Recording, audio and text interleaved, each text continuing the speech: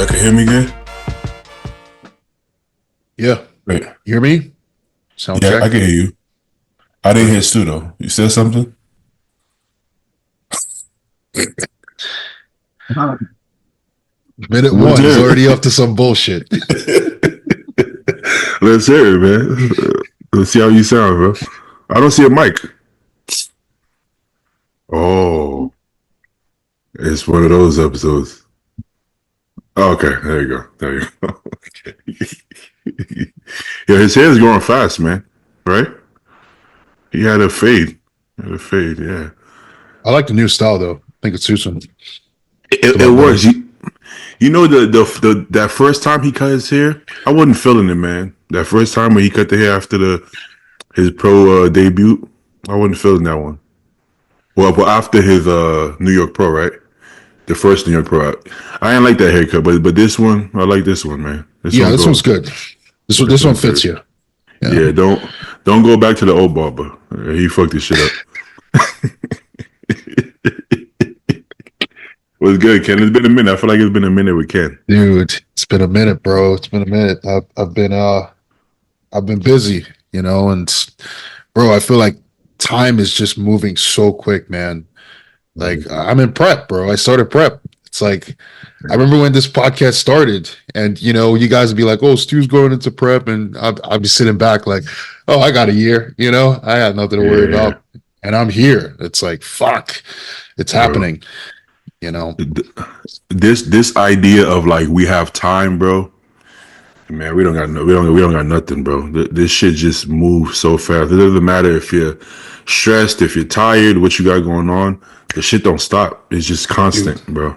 You know. it's crazy. It's crazy. Before we even get into both of us, I mean, how are you? You're in the LA fires and stuff. Yeah. I was. I mean, this kind of not to this magnitude, but this kind of thing happens often in LA. And it's like it's always somewhere else, right? Yo, you okay? Yo, yeah, that's over there. It's over there somewhere. And then for it was like I think it was Monday.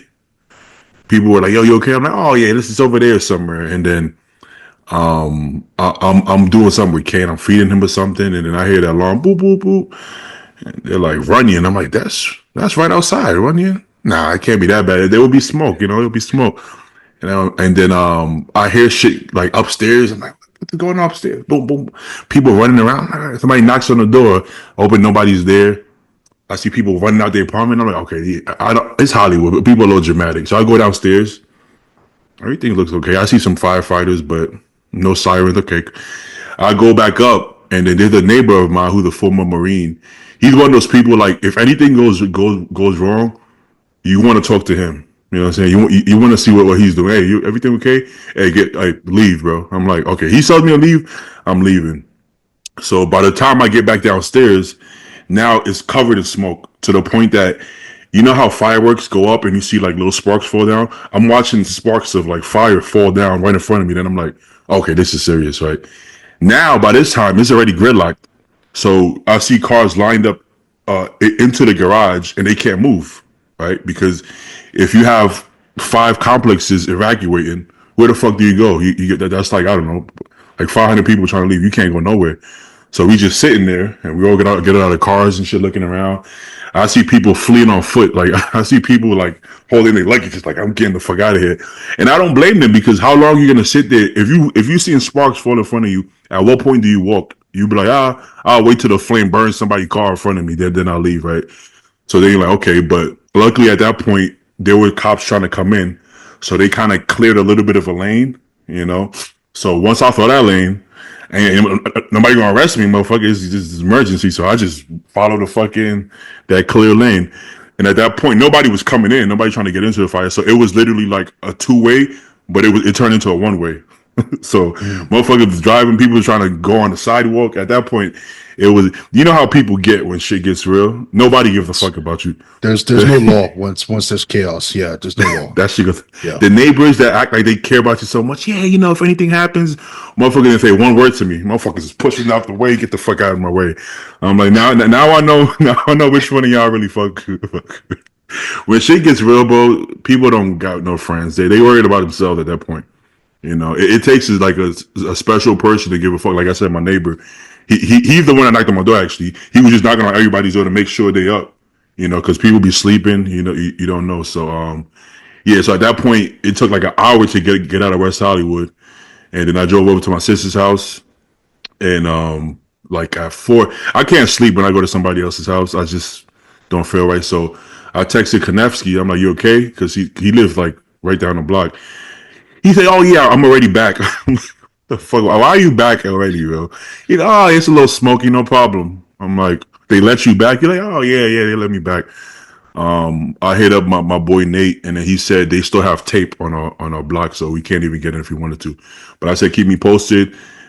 Not so long after, he told me they took off the tape, but it's just really smoky, but hey, my lungs are already fucked up, so if we get a little smoke, it's okay. So I went back the following morning, which you probably should wait a little longer, but I just want to get home. But I got meals and shit.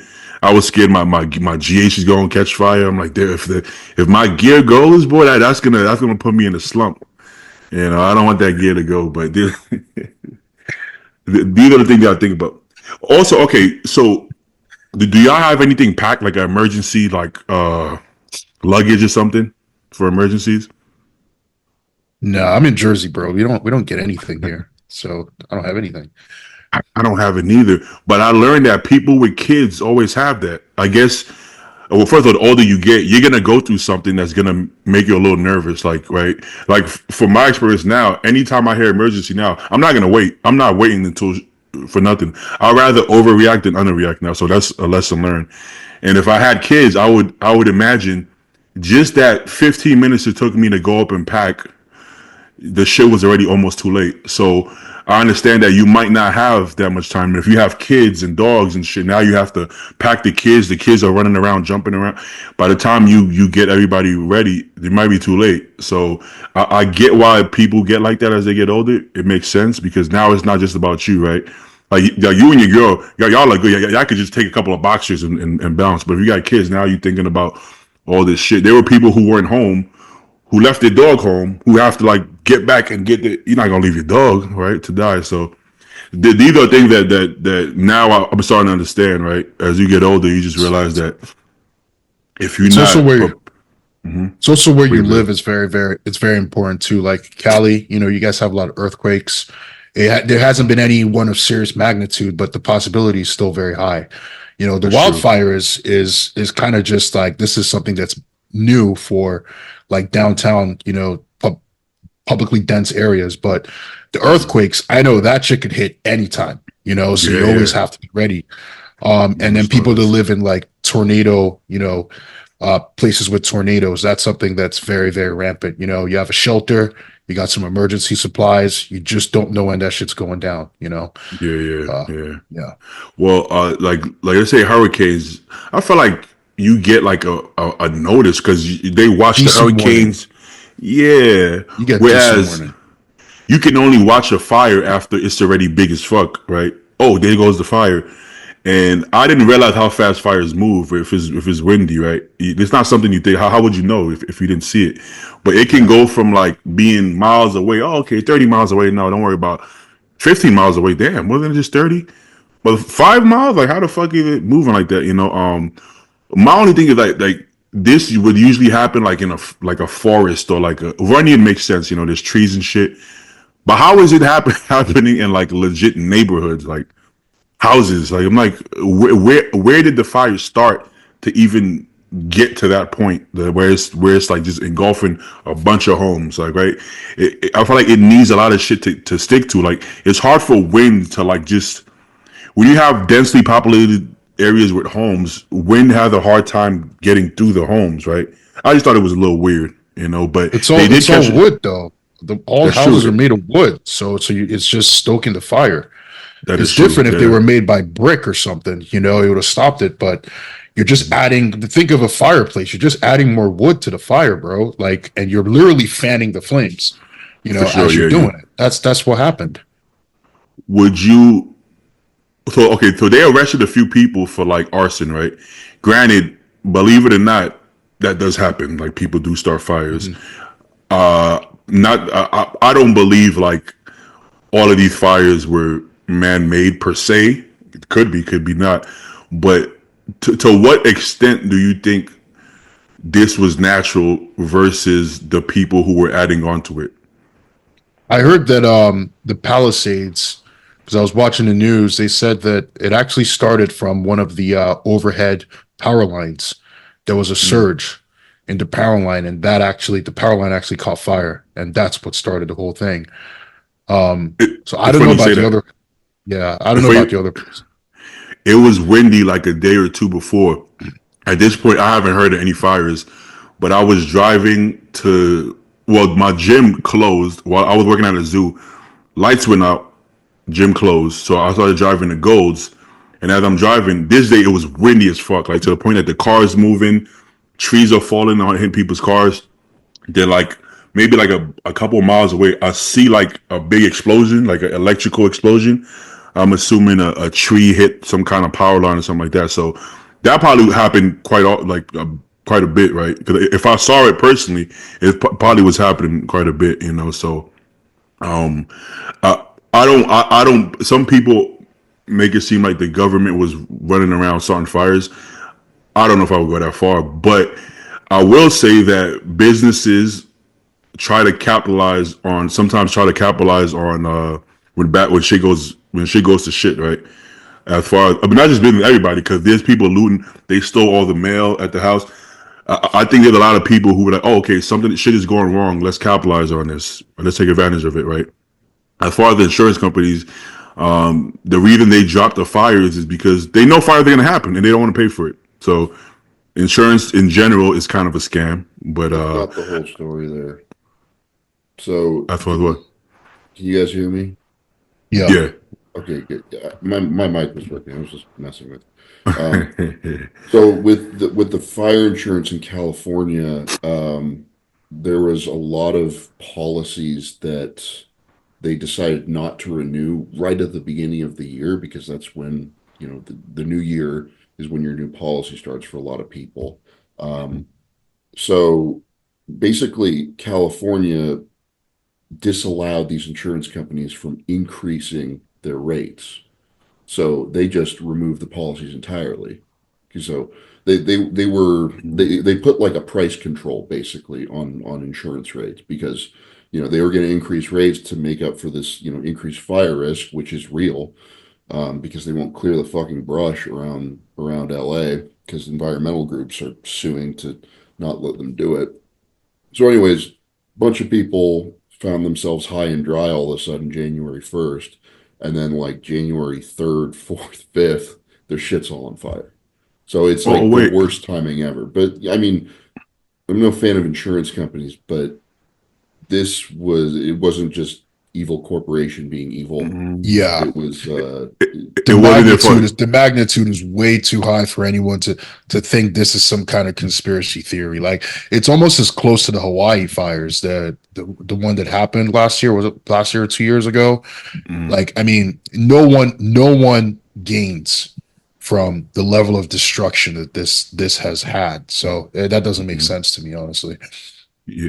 Also, the state of California did that, not the insurance companies, right? That's what correct. states So do. I don't know exactly what kind of law they passed, but they basically told the insurance companies you can't keep increasing your rates like you have been because they Mm, keep on having these crazy wildfires, um, in large part due to poor forest management. yeah, Um, yeah, I mean, the climate change thing I'm a little skeptical of. I mean, like if your temperature goes up like a half a degree, like is that gonna really, yeah. you know, do that much? But anyways, there's a higher fire risk regardless. Yeah. And, in order to cover themselves, these insurance companies have to increase their rates, and they weren't allowed to do that. So, they cancel policies. They're allowed to cancel policies. They're just not allowed to increase their rates. Okay, okay. Do you guys believe it's human nature to um to take advantage of every situation to benefit yourself within some way, As an shape, or form? individual, Either or individual or company. Well, a company is going to make the fiscally, lucrative decision because their shareholders demand it. The Yeah, like yeah, the people running the company have an obligation to do what's going to result in the most profit, right? yeah, yeah, Um, and so, I mean, they're not an Just think ethical body. They're and just think by about it design from not. the insurance company's perspective too. If they did have fire insurance, those companies are shelling out money right now. So it doesn't make sense for if the narrative is that the insurance companies are the ones that instigated this. It doesn't make sense because if they did raise the rates and the fires did happen, they're the ones shelling out money. They're the ones that could go bankrupt from trying to, replace all these houses and all this stuff going on. yeah, yeah, yeah. Uh, a lot of people lost their homes to the fire. Um, I'm not sure how many of these people are covered or not. I would hope most people are covered, but I have a few friends or friend of friends that apparently aren't covered because I see GoFundmes and stuff starting. So I'm assuming they're not covered, but that would suck. That would definitely suck. Yeah, and keep I in saw mind, videos even of if that. you still did have coverage, the task of actually tallying up everything that you own in your home for an accurate insurance payout is who the fuck has all that information on hand? Yeah, Like, yeah, yeah. here's a list of all of the stuff in my house. Like, Mhm. that's so. I mean, the end result of that is usually insurance payouts for a home and all of its contents are subpar. Not Yeah, necessarily yeah, worth what you lost. It's better than nothing, which is what a lot of people are getting right now. But uh, it's just a whole fucked up situation. A lot of things failed in very preventable ways. yeah, Um, yeah. and will anything change in California? Probably not. You should move. I mean, if this isn't a wake up call, I don't know what it is, Beatty. Yeah. I I think mean, Well, I just saw something. They're not even gonna like issue misdemeanors here for like possession of like 4 ounces or less of weed. So I got it's a lot more crazy than four because this ounces. this this this happens in almost every state, right? Like, Mhm. look at Florida and look at the hurricanes that happened, right? A lot of these houses didn't have flood insurance, and when the hurricane happened, a lot of people lost their homes. They weren't getting it back. Now, hindsight, right? Insurance rates have gone up in Florida for homes. It's not as cheap as it used to be. So it happens all across the country, man. It's just unfortunate. It's unfortunate because when these natural disasters happen, like you said, Beatty, no one's prepared for it. But the truth is, if the rates were where they should be to begin with, no one would be moving there because it'd be too expensive. Yeah, yeah, So they cut corners here and there, or like the what was it, the apartment complex that like in Florida that it kind of just collapsed because the building wasn't up to spec. They'd been yeah, building yeah, like they'd been building buildings for cheap, essentially. So, you know, renting and all that stuff and housing was cheap in Florida, but you can fall out of your house essentially any day yeah, of the there's week. like You yeah, just a don't know. condo in Miami that fell down recently. Yeah, Yeah, I mean, yeah. yeah, there's shitty property developers all over the place, right? It's crazy. If you've It's ever been in the crazy. construction world, I mean, not on the sites that I was on. Everybody was like stick up their ass, follow all the rules because we were working for Intel. But like, commercial construction, you're not building semiconductors. They don't really care. Everyone's Damn, always, this is universal. Everyone's always dodging the safety Yeah. guy and like, doing all that shit. that's not It's good. It's it's just cr- it's just the trades. That's not yeah. good. So, Joe, Hey, I brother. was so I was up late last night and I set my alarm. I know it sounds terrible, but I just woke up literally. I set No, my no. alarm Hey. for 12:20 a.m., not p.m. I was like, oh fuck. So I was like, No, no. what time is it? And I literally Hey, just woke up like 10 minutes ago. There's a fire burning through Son. LA. Joe is just sleeping, just cool. Yeah, It's 12:30. my AC was on, feet were in the air. In the zone. Hey, but Hey, I asked Baby, I was like, hey, Baby, you good? Okay, that's all that yeah, matters. you good to go. I slept well. But to go back to the fire, I guess one of the downfall of the covering fire, as far as from the insurance standpoint, is that people people try to come up too. So I mean, covering fire. I mean, I could blow my shit up. Boom, motherfucker. Collect a nice little check. You know, who knows? You know, so I don't know. I feel like because fires is technically like a natural disaster, but it's hard to separate natural from arson, right? Can't really. I guess you could prove it. I guess if you get enough forensic, if you get a good forensic team, maybe you could pinpoint that. But that's difficult to Gonna do. set your apartment specifically on fire. No, like yeah, Just your rooms. if you have Your little- like if you have a house, Arson charge and a fraud charge. That's good. Doubling yeah, up. that's. But they stole all the fucking mail. Well, I'm lucky I didn't have like a bunch of growth coming in, a big order or something like that. But they took my router. I had a router coming in with Spectrum, and I called Spectrum. They're like, "What they got to do with us?" So I'm like, "What you mean? The package got stolen." Well, call FedEx. I'm like, "Oh man!" You call FedEx. They're like, "We don't got another router. With Spectrum, I'm like, bro, I need a fucking router. What do you want me to do? I don't got a router neither. You know what I'm saying? So if they don't give me another one, I'll just switch services because that's crazy. I feel like it's stolen. I feel like you should replace it. But That's teetering on a hellscape. Like just fire everywhere, people's looting and stealing. Like, dude, what are we talking about here? This is California, man. Talking about I'm California. as I'm trying to drive out the chaos, there's people like excited, jumping around, filming, like, oh my God. I'm like, bro, get to safety, bro. Like you're trying to cover your nose, you're breathing in smoke. Why are you so hyped to record fires? Like, I get it. So I guess somebody has to record it, but it's a weird way to think. I almost hope for like horrible situations, natural disasters, because it like filters those people out, you know.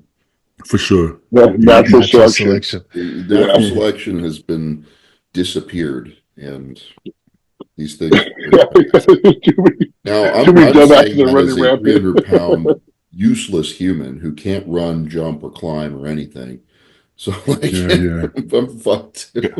That's a good way to look at it. I mean, I'm in a very similar boat. I don't even Yeah. know if I can run anymore. This whole, like, me and Megan actually were talking about this the other day about like emergency preparedness and like prepping and stuff, and like, having a go bag and a plan in case of like various scenarios.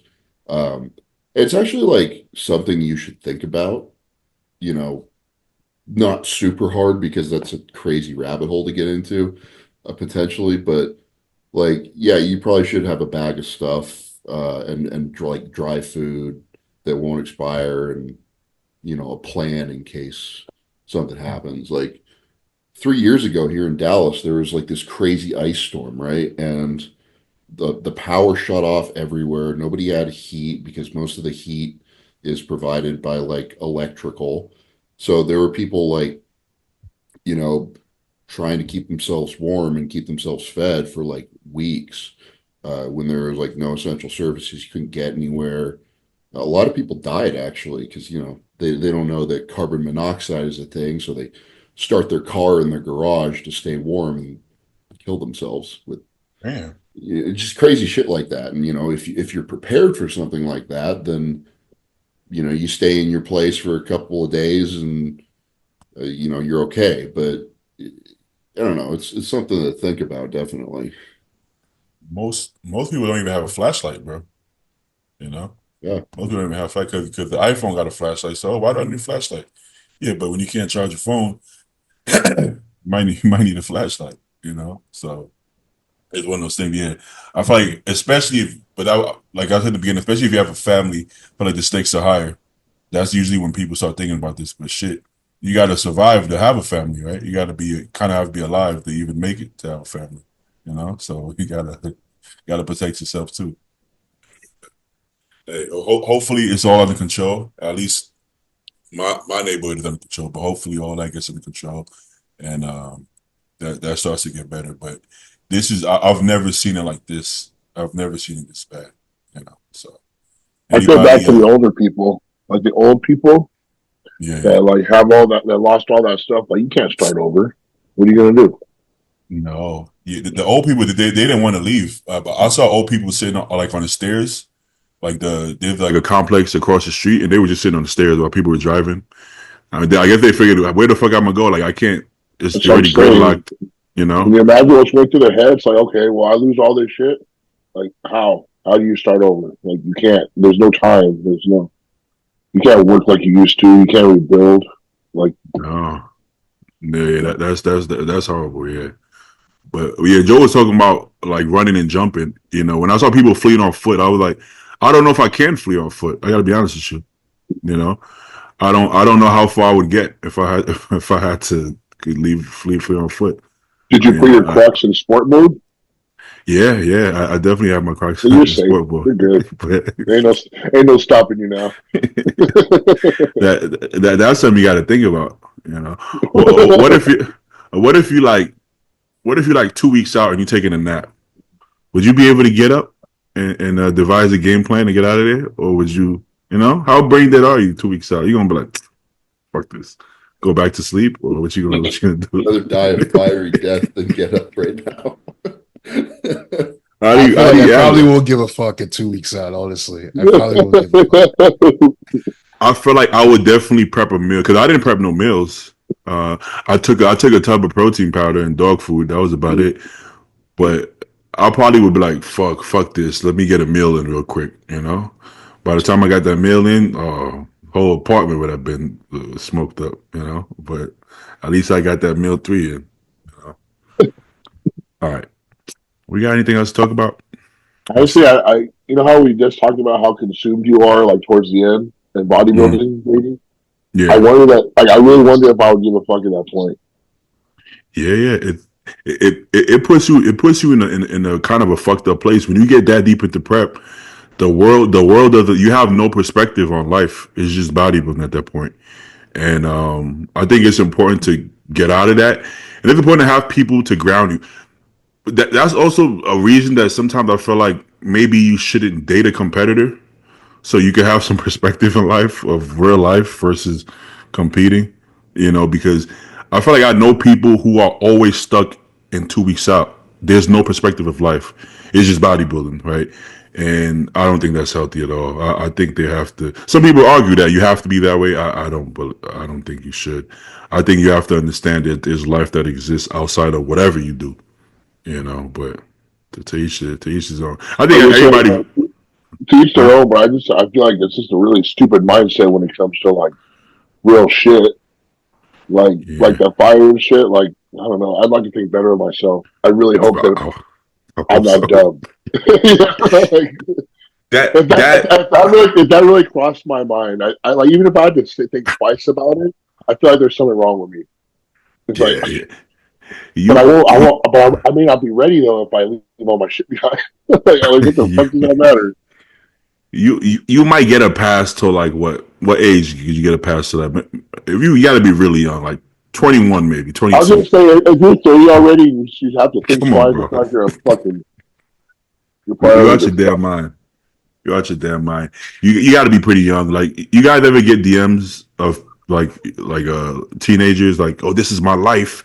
I'm thinking about quitting my job, and you're like, it's so dramatic, bro. I Like get a so couple of dramatic. those, but like I they're asking the wrong fucking dude, man. Because like I'll always tell them like, what's your plan? Like, do you want to make a living off of fitness stuff, like coaching people, personal training, stuff like that?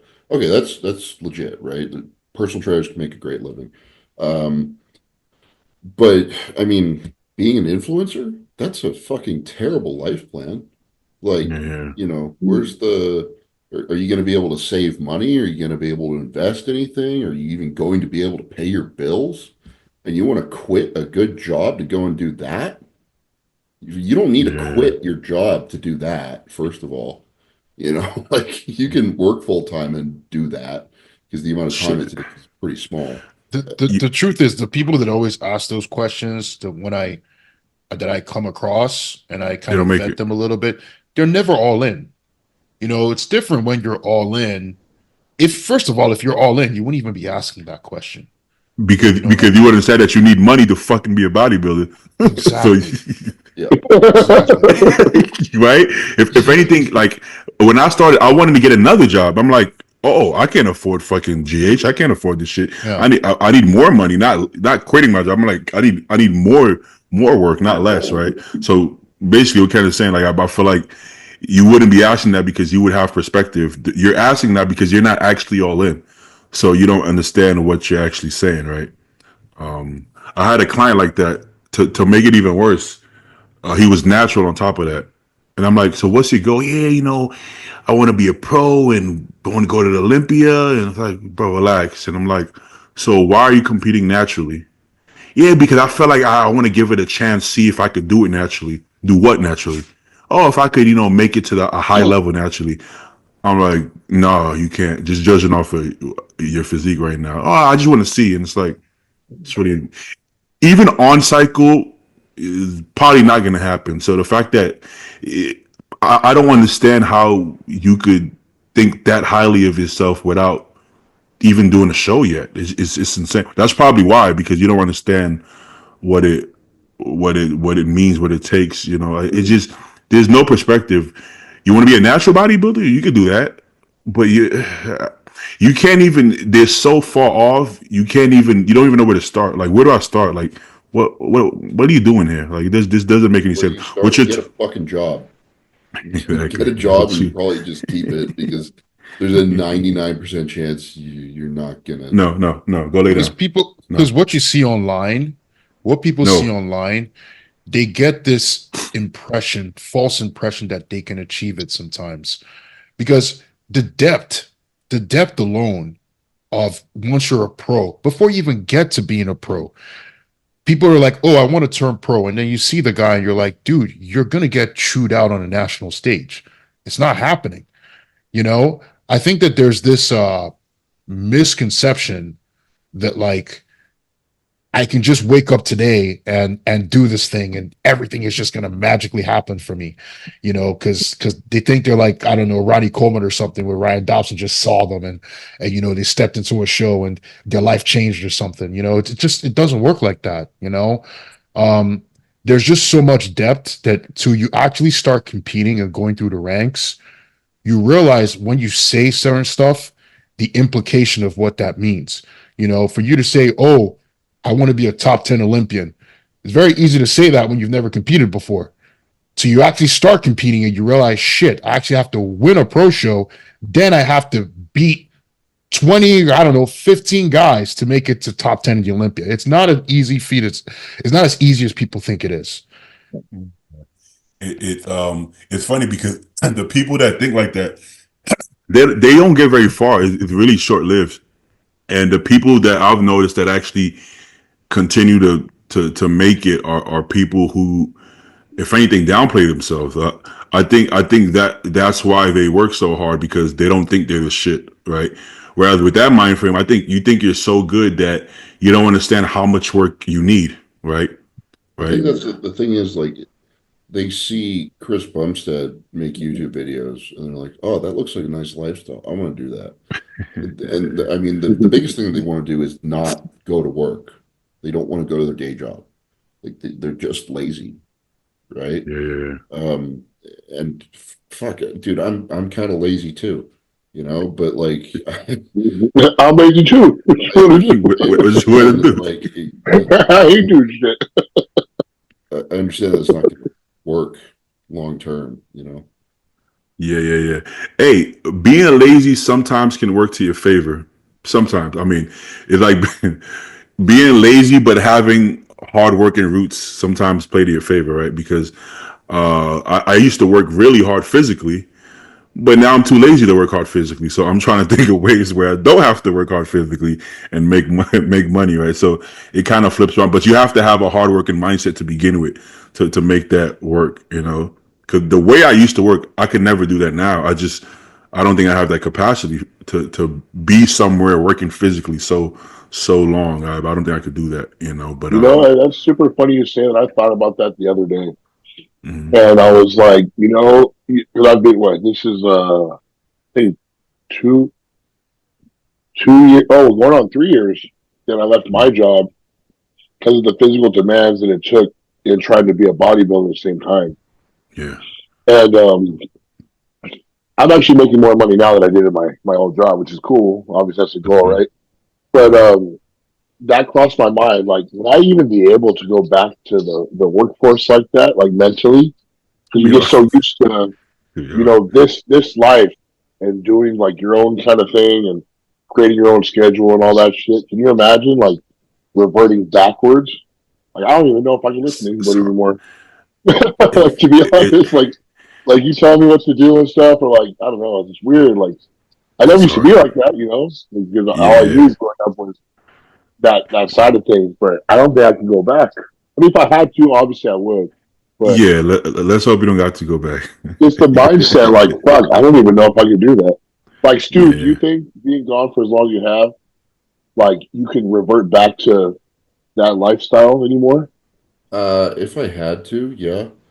Fair choice. Um, I think yeah, if you have to, obviously you're gonna do it. But I will say this. I think I was like in terms of X's and O's and checking off boxes in the bodybuilding world, like getting all my meals in, training at the right time, all this stuff, right?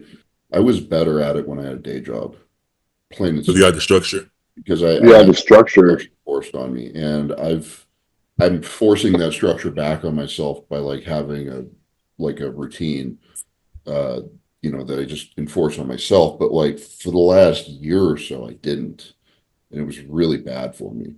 Like I was not a happy person. And it's occurred to me here and there, like maybe I should just go and get a job again. Oh, At a sometimes I think about that, bro. Oh, that's why. Yeah, I thought about. That's why the conversation came up because I've thought about it. And I'm like, I don't think I know. Like, I don't think I'd be happy if I did.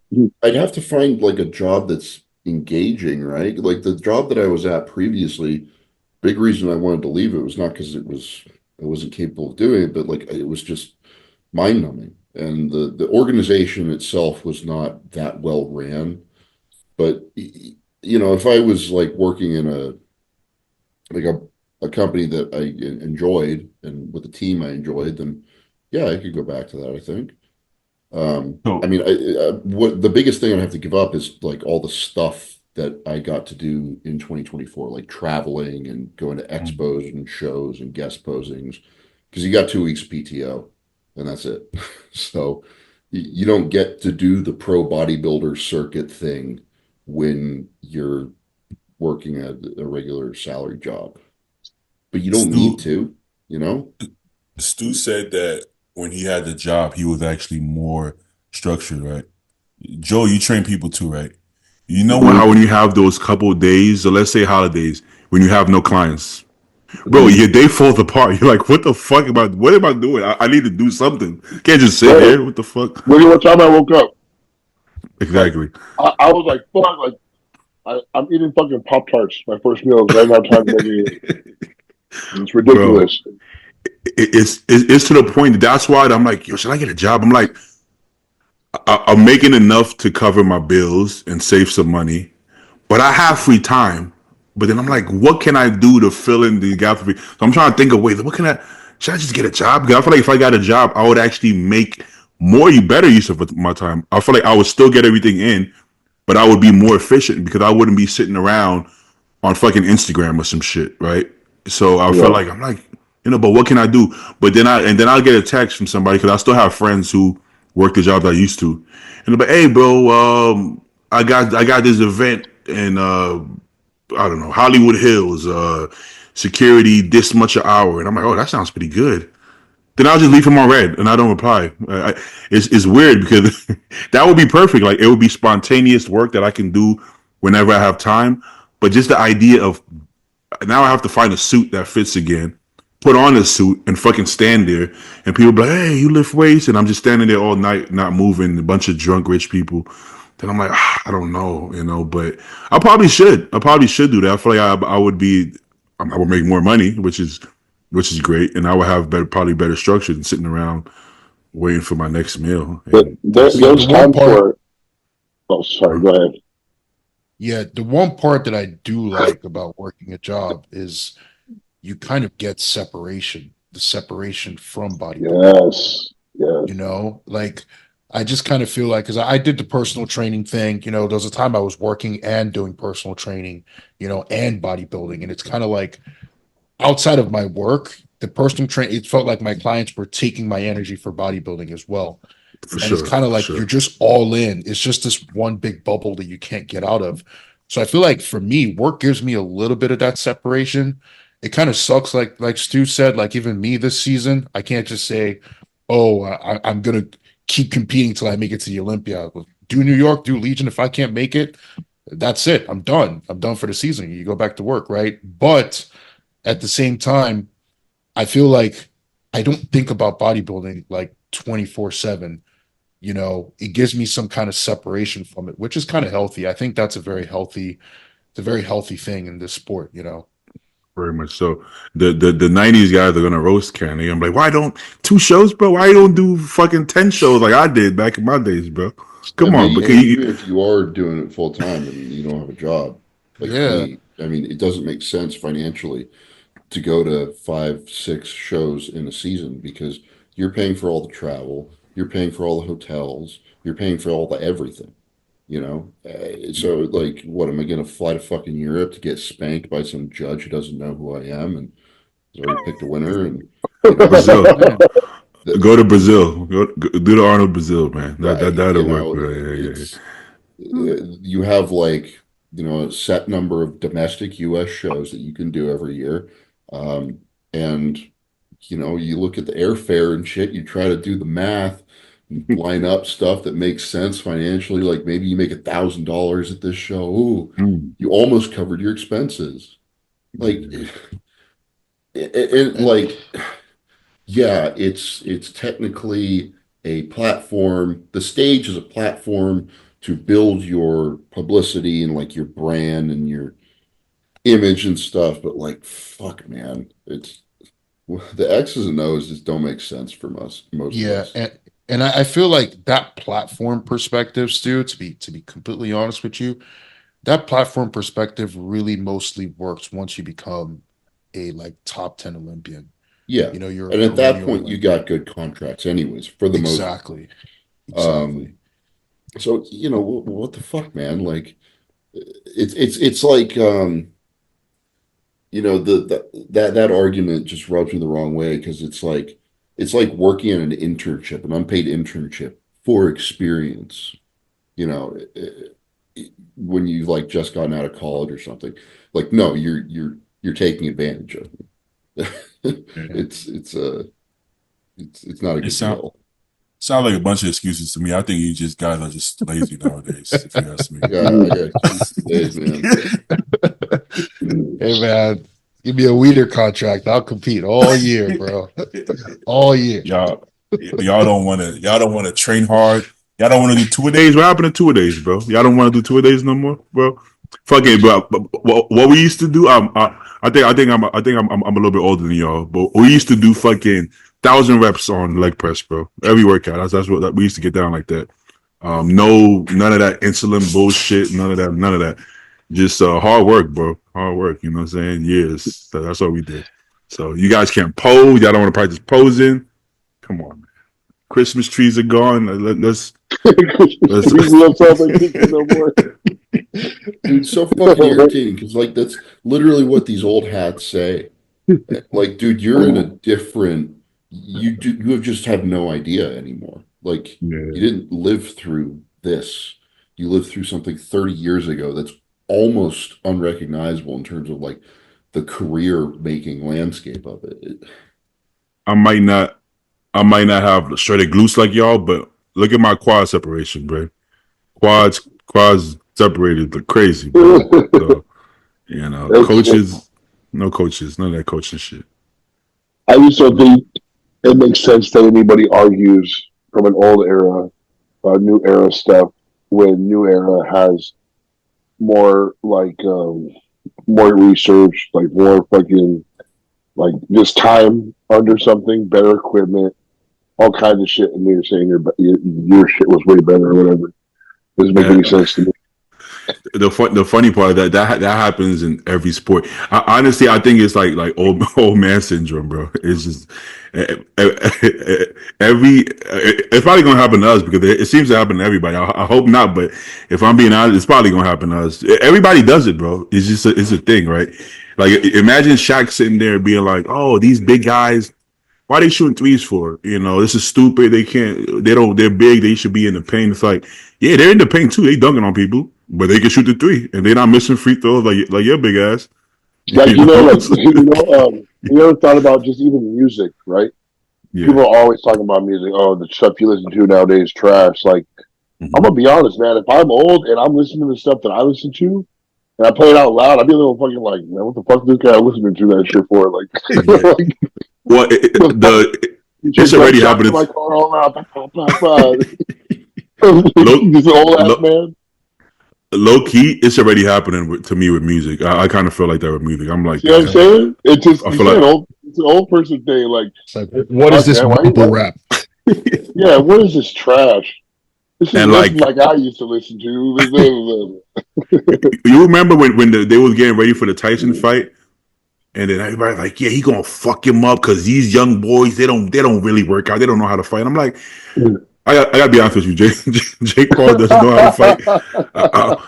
I'm not saying he's not gonna be the pro boxer his age, but I'm like, bro, 58, bro. Like I get it. Iron Mike is the shit.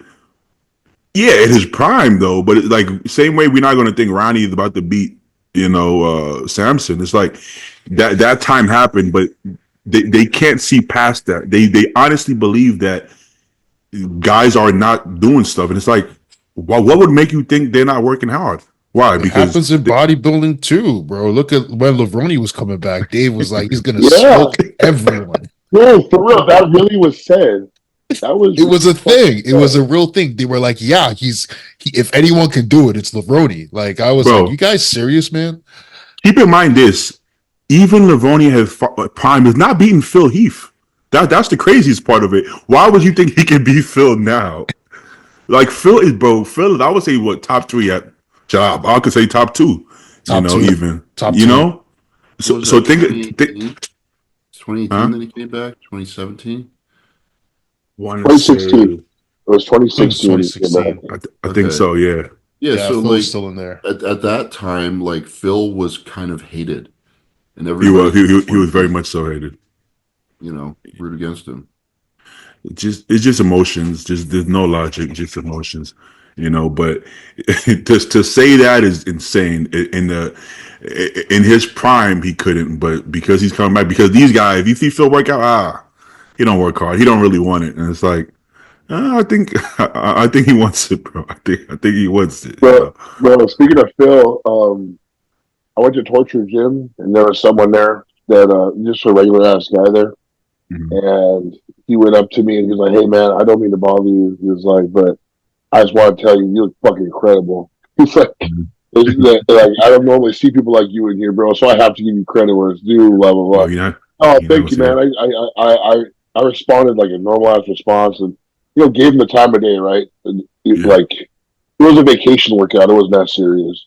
And he told me, he was like, bro, you're a cool ass dude. He was like, when I went up to you, I didn't expect you to be so like kind to me. And, and then he told me, he was like, one time I met Phil Heath, and this guy, I guess he knew where Phil Heath's car was or whatever, and the alarm was going off. And so Phil was in the middle of a workout, and I guess he went up to him and was like, "Hey man, just thought I'd let you know your car alarm's going off."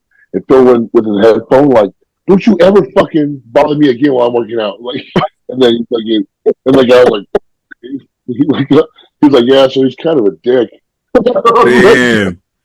I Hey, was like, what the that's one thing that newer guys don't get credit for that they probably should. How personable they are. These new pros are the most personable people. Imagine walking up to Jordan or Robin or Joe, Ken, Stu, Wyatt. They'll stand there and talk to you. They'll spot. There's no like to break. Whereas there was a time where I remember like in my early 20s, I wouldn't approach some of these people because I can tell they didn't want to be approached. And I see how they talk to other people. I'm like, yeah, they don't want. There was like they had like they felt honestly. It seemed like they felt like they were so much better than other people. That's how it came off. That like how dare you even talk to me, like, do you know who the fuck I am? That's kind of the vibe I got. So the way I am, I'm just not going to talk to you. I'd rather not. I'm not going to go approach you and you give me attitude, then I'll feel some kind of way. So I saw Phil at one of my amateur shows. I saw him at Gold Venice. He just didn't look like he wanted to be approached, so I just didn't approach him. You can tell. You can tell. He was trying to avoid eye contact. He was trying to like stay to himself. So I just wouldn't even say anything to him. Personally, I don't know how he is. I've never talked to him, but I didn't feel like I didn't feel like I should. So it's just one of those things. I'm not saying he's a dick or not because I didn't talk to him, but That's why I was like, that was a story that was told to me. Like, I'm not saying that like that was my experience. I've never even met him. yeah, But, yeah. I mean, Now, to be fair, some fans are a little creepy though. I'm not gonna lie. Some fans are a yeah, little creepy. I gotta be honest with that. But if you pull up to somebody respectfully, it's a different thing. You know. I know. I used to see Dexter at Gold Venice, and Dexter is all about how you approach him. If you approach him in a weird way, he don't like he don't like that shit. But if you approach him respectfully, and the timing too is important. How you do this, I'm saying. So you do have to have some courtesy, but I don't think you should talk to anybody like that at any point. I don't think you should talk to anybody like that. But they say just Jay Cutler was always really good at yeah, being personable. You Jay know who always else? You know who else? okay. Guy Cicinino had a Oh very yeah, good yeah. guy when I Yeah, was yeah, coming up. I was like 19. I saw him at like Longhorn. He came in. I don't know what he was doing, but he came into Longhorn, and I was like, "Oh shit, that's Guy Cicinino!" Like, I got up from my table with my friends. I was like, "I got to meet this guy." yeah. I went up to him, spoke to him, shook his hand. Dude, we talked for like 15 minutes. He didn't know me a day. He didn't know me from anywhere. He gave me his phone number. He's like, "Yeah, dude, call anytime. Like, if you ever need help with anything." I was like, "Wow, this is like the most positive pro experience I've ever had in my life." And that That's was fire. back then, when Guy was still at the peak of his powers. So yeah, That's he's fire. probably the one pro here because I've had a very couple of bad experiences. Him and Evan Centopani, I think, were the two, coming up that I would say I had good positive experiences, like meeting them, when they were pro. I'm not going to mention others that it wasn't so great, but I would say, especially at the East Coast, because I used to work at that Marriott Teaneck, New Jersey, bro. yeah, That was my first job when I started when I was like 17 to like 19. So think about it. All those East Coast pros, that's where they would go for whether it's the Universe or the New York Pro, wherever. So I have a lot of experiences with them, right? And some of them, like we know each other personally now, but they don't remember that because how do you treat somebody when they don't got muscles, right? yeah, That's what matters, bro. Once you're big enough, everybody's kind of nice to you in the gym fitness arena, right? So you don't think about these things. One of my clients brought that up before. I was like, "Yo, everybody's so nice here, right? You wouldn't think all these big guys." But she's like, "Baby, they're nice to you because because you're big." I'm like, "Oh damn, I didn't think about that." They probably not. They don't treat everybody like that. It don't run through your head. So I saw some of these people's true colors. I won't call any names, but one of the nicest guys was damn, I had him on the podcast. Aaron Clark. Aaron Clark was one of the nicest guys ever. There was some dicks there. So some people honestly they feel like it's beneath them to even talk to you or even look in your direction. They'll look through you like, yeah, the fuck out of here, Especially as an employee, you're cleaning up. You're cleaning up, so I think that's the true test of your character. Like if you're kind to people, how could you be mean to somebody cleaning up after you? Just think about that. Why would you be mean to somebody cleaning? It just doesn't make sense, you know. And status goes up and down because some of those people, they don't have fucking money. Like they, at least at this point, they don't really have any money. So it's like, if that's how you treat people based off of where you think they are in like the hierarchy of whether it's financial or whatever it is, I think that's a stupid way to look at things, you know. But to each their own. Bro, Also, I've seen even at my old job, I'm like fucking 40 pounds bigger than I was then, but I was still a big ass dude at my delivery job, biggest fucking delivery guy you're gonna see. And I would come in with my partner, and the people that we would like go over the invoices with and all the stuff that's going on with their account, they would talk to me a certain way, and they would talk to my partner a different way. Like they would be all nice and shit to me about anything, like, "Oh, it's okay, Joe, this and that." That him, they would give him shit, like give him a hard time, and it was just like literally just because of the look. Like people Yeah. just respect you for having muscle. Then if you're a regular ass dude, they're like, "Fuck," like they don't give a fuck. They'll go off on you and everything. It's Hey, crazy. was he black? Actually, no. okay, just making sure. I'll be like, I'll fuck with you. But yeah, to go back to Guy and Jay, they also have really good memory, bro. They have like, I feel like especially Jay, bro. He has like picture perfect memory, the smallest things, and it's like I would assume he has so much on his head. I don't understand how he remembers all these things and people and shit like that, down to names, down to like what fucking posing suit they had on. I think it's incredible. I think it's incredible. You know, shout out Jay. Jay might be the best thing that happened to bodybuilding, bro. Jay just every aspect of bodybuilding, he did it the best. You know, you couldn't ask for a better representation of Mr. Olympia. All right, Steve-Up did enough. pretty well. Yes, yes, Sebum did really well, but I still can't call it Mr. Olympia. I got to call him Classic Olympia, Olympia champion. Mr. Classic. Well, I had an argument with somebody that on Instagram. I made a post about. I think it was after one of Mr. Olympia, and I was like, "There's only one Mr. Olympia," and I think at the time it was Derek or whoever. And he was like, "Nah, C-Bum." I was like, "Who the fuck are you? Why are you telling me that? Like, what are you talking about?" I was like, "No, he's the classic physique Olympia." He was like, "That's not what Bob Chick said. Bob Chick called him Mr. Olympia." I was like, "Go listen to it. Bob Chick never called him Mr. Fucking Olympia." crazy that Bob Schick screws that up. Like that guy is the voice of bodybuilding. But it's like okay, but irrelevant of what people refer to him as. Whoever has the standout is Mr. Olympia. You know, so everybody else is an Olympia champion, which is great. You know, you remember when Jeremy Bernier would say Mr. Olympia? Yeah. I'm sure Phil didn't. First time I I think heard maybe I'm misremembering, but I think Phil like corrected him at some point. he did. Even at the press conference, he corrected. I mean, Flex Lewis corrected himself because they asked him, and he was like, "I'm the 212 Olympia champion," and Phil was like, "Okay, all right, let's just make sure, motherfucker." Hey man, there has to be some separation because everybody can't when they come out with the men's fit model. Everybody can't just be Mr. Olympia. That's not how it works. There's one men's Mr. fit Olympia. model.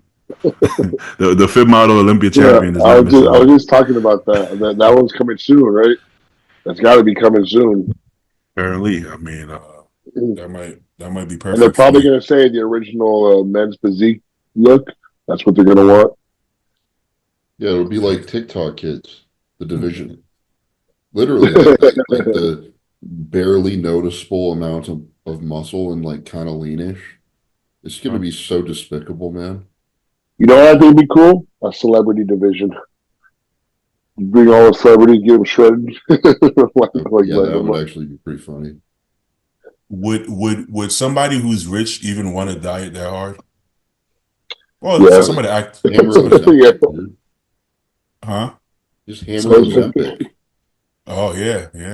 That's But what somebody they're to doing act already, bro. Like they're all You can fucking diet. sucked in and emaciated. Dude, have you seen what Ariana Grande looks like?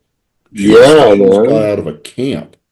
pretty bad. It's pretty I, bad. I just saw that. I literally recently saw that. I can't believe she looks like that.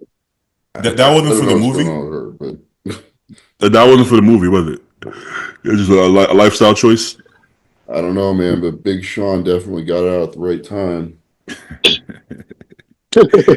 Hey, I saw a video of Ariana Grande spitting in pizza at a restaurant.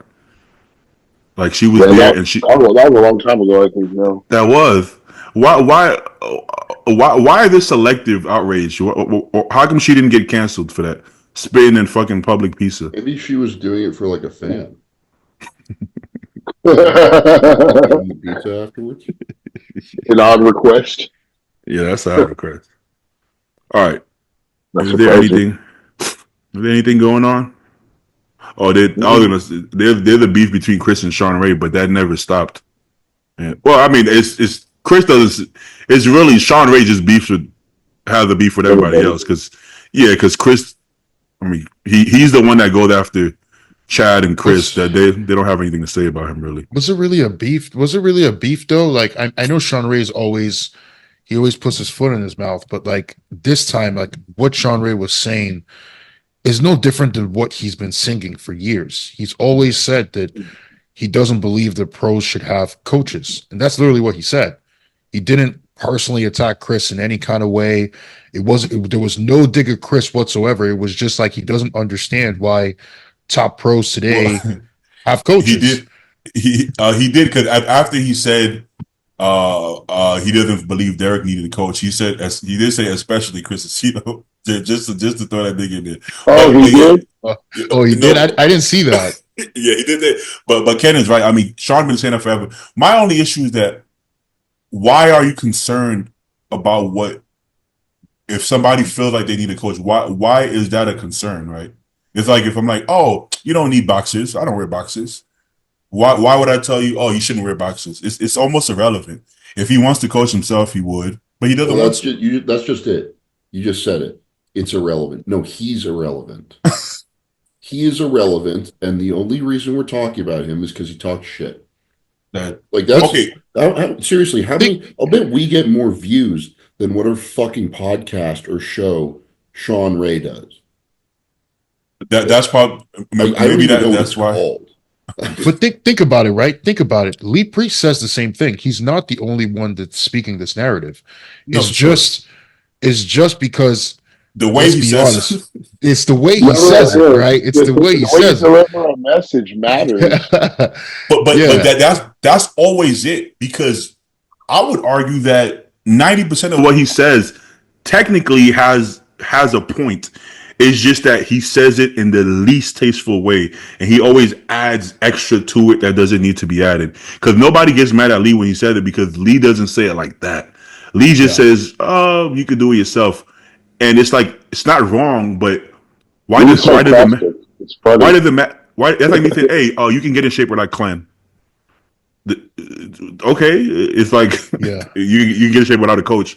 Yeah, any one of us can get in shape without a coach, but it's well, I don't know about me, but most of us can get in shape without a coach. But it's like that's not the point. It's a choice, so it doesn't. And the Aceto Sean thing, I can understand where Chris is coming from because this is someone who basically was spewing venom at a man who has passed away, basically saying things that weren't true about this person. You know, so it's almost like you're spitting on someone's grave. So there's a lot of ill will already there. So I can understand how Chris would react that way, you know, 100%. but Sean himself, like the narrative of what he's saying, that's never changed. At least I'll give him that. Like he's been speaking that for the last 10 years. I just checked. So Bob Schick and Sean Ray are on Bob's podcast together, The Voice of Bodybuilding, and we get way more views than them. Like way more. I'm actually surprised they don't. I'm actually surprised they don't get views because Sean Ray says right. We're just because think about it. A lot of outlets are covering what he said, but nobody actually listened to the podcast. They just saw the clip, right? But still, I would think people would listen just because of what Sean is saying on there, you know. Well, But yeah. honestly, So most of their episodes, they do like one per month, and they oh, get well, like 2,000 views on average, I'd say. okay. And then this one got 5,500, Oh, unfortunately. see, so Sean. So like Okay, everyone's like, "What? What did Sean say? Huh? He's still alive? What?" Well, honestly, here's the like Sean's irrelevant. Um, it's disgraceful that he is still taken seriously. Mutant, you should drop him and bring me on instead. It's well, actually The insane way to that pay was the guy a spoken, it sounded salary to like be a with that company. It's insane. it okay. sounded like a checklist of Let me shit that know, Steve had Jim. built Let me know. up. One thing I will say though is that I don't believe that Sean says what he says for views, even though it gets attention. I honestly think Sean believes what he's saying. I think I do think he's a dick, right? But I think he wholeheartedly believes in what. I don't think anything he says he's saying for clout. I think he honestly, but what he says is true to him. Is what he really believes. Yeah, I Which agree with that. you He's know, just a piece of shit. I mean, like if you go back a few years when Sean died, when Sean Roden died, I when mean, anybody dies, really despicable things that he said. And I mean, it's just, you don't recover from that. And for the most part, he hasn't. Sean Ray was always kind of like a disagreeable guy in the bodybuilding commentary world. But like after that, people really Yeah. just didn't fuck with him at all anymore. yeah, yeah. And for good reason, man. Like he's despicable. So the things he said We about He Sean said Roden, some. He said Sean Rhoden, even yeah. Dallas. He said a lot of bad stuff about Dallas too when he passed. Like I don't know, So, man. I'm like, and if surprised that you he still knew has the a voice. whole picture about what happened with Sean Roden, you wouldn't have been saying a goddamn thing. Yeah, yeah, yeah. Like nobody really knows the whole picture.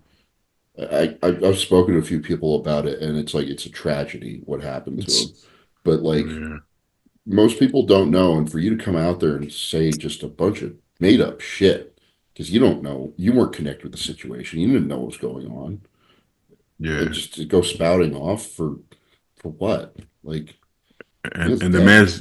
the man's not here to defend himself. Like if you were gonna say these things, you say it when they're alive. But he didn't say anything when they're alive. You know. But yeah. I mean, unfortunately, that goes for everybody. Anybody who passes away, he doesn't really have anything nice to say. It's like he feels like he won or something. You know, I honestly don't know what made, because a lot of times I say like there's nobody hates bodybuilders or bodybuilding more than like bitter failed bodybuilders. But He's not even a failed that's bodybuilder. what that's my What? whole point. So That's why is he? I don't know why he comes off bitter. If he was, I think he's one of the best bodybuilders of all time. I mean, I He's think always Sean is been like incredible. that, bro. Even when he was competing, he was like that. good. Yeah, he's I just He mean, had a there's a lot he of had a stories. mouthpiece. extremely narcissistic. Yeah, He had a mouth. He had a so it's a mouthpiece. personality disorder. That's the way I see it.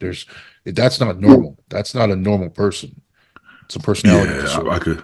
Before he even before he even turned pro, I mean, there were things with, I know what people don't know so about with his mom and stuff like that. So Yeah, he had a, and from what I heard, he was really well off as a kid, but he tells a story like he was poor, but he wasn't a poor kid at all, as far as from what I heard. But that's enough about Sean Ray. Go Let's check out let's that start not episode. talking about Sean Ray. Hey, see, if he's doing it for clout, it's working. yeah. Damn it, he got us. Fuck or, your or, shit. or Or maybe he, I mean, the Juve, maybe he could be doing it for clout because I don't know him personally. But he seems like he really believes these things, anyways. You know Bro, how like people have a niche for things? Like you say, "Oh, find your niche." Yeah, It's just his yeah, niche. yeah. It's working. He just wrote it out. dude, he was at the Arnold Expo at the Mutant booth in 24. Like a bunch of people who were there were like, there was like nobody coming up to Sean and talking to him. Zero people. People were coming up and talking to Jay, the barber. Like they knew him better than Sean. Hey, Yeah. Well, yeah. I saw Sean with what's the guy that taught Sean how to pose? He had kids in the NFL. John Brown, right? John Brown. I saw Sean with John Brown, and people were coming up to John Brown, and so did I. I saw John Brown. I was like, "Oh, what's up, John?" Because I've heard about John Brown. You know, obviously, I was purposely trying not to say anything to Sean Ray, just cause. well, bro. No, okay, so funny you say that. When I went to the Olympia this last year, so I'm walking with Ashley, and I'm pointing out people, and then I see Sean Ray. And I'm like, oh, well, that's Sean Ray, but we're not gonna go talk to him. I kind of make a point not to. Like if I see him and I make eye contact and he sees me, I try to purposely not say You anything. can't make eye contact with him. He's wearing fucking sunglasses inside all the time. That's dude. He does wear. When I saw him, did he have? I think he had glasses on. Actually, believe it or He not. always says when I saw him, he had glasses on. Those gray, like, or those like, shiny silver Yeah. ones. Did he have eye problems? I don't know, but he never doesn't have some kind of yeah. You're right. He doesn't have some kind of always has something on his eyes. Dude, the glasses inside thing is so weird. And it's also creepy. Like, I can't see where you're looking, man. That's It's probably kind of why. pervy. It's a little bit. That's probably right. That's Little probably pervy. why he does. Yeah. That's probably why he does it. All right. Let's see. Hey, so the issue was that I was logged into. Oh, but look, it still does it. But at least I could pull up the pages. But I was logged into the Fit Nation fucking Instagram on my computer. But Oh, yeah, but it still does the follow shit. But who cares? At least I could pull up the pages though. All right. Let's see what's going on. We got more from Carlos. Bro, look at his legs, bro. How many weeks out are we now? 7? 7 weeks out? Yeah, Yeah. 7 yesterday, I believe. Yeah. Yeah. Carlos never actually posted. It's always Patrick Tour is the one that posted Yeah. all the time. Pete Tour. But I like that he's posting videos now because Patrick got that filter that he likes to.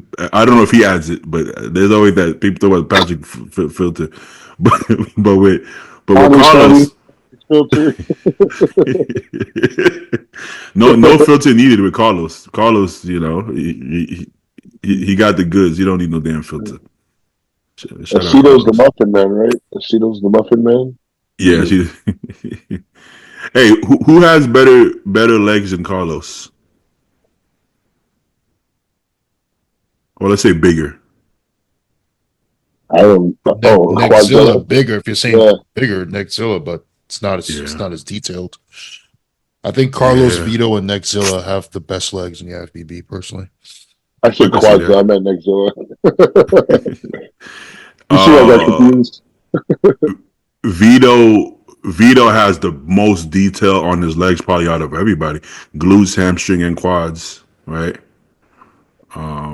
Yeah, but size wise too, bro. Hey, think about it. As peeled as Martin was, Vito was in better shape than Martin at Detroit, bro.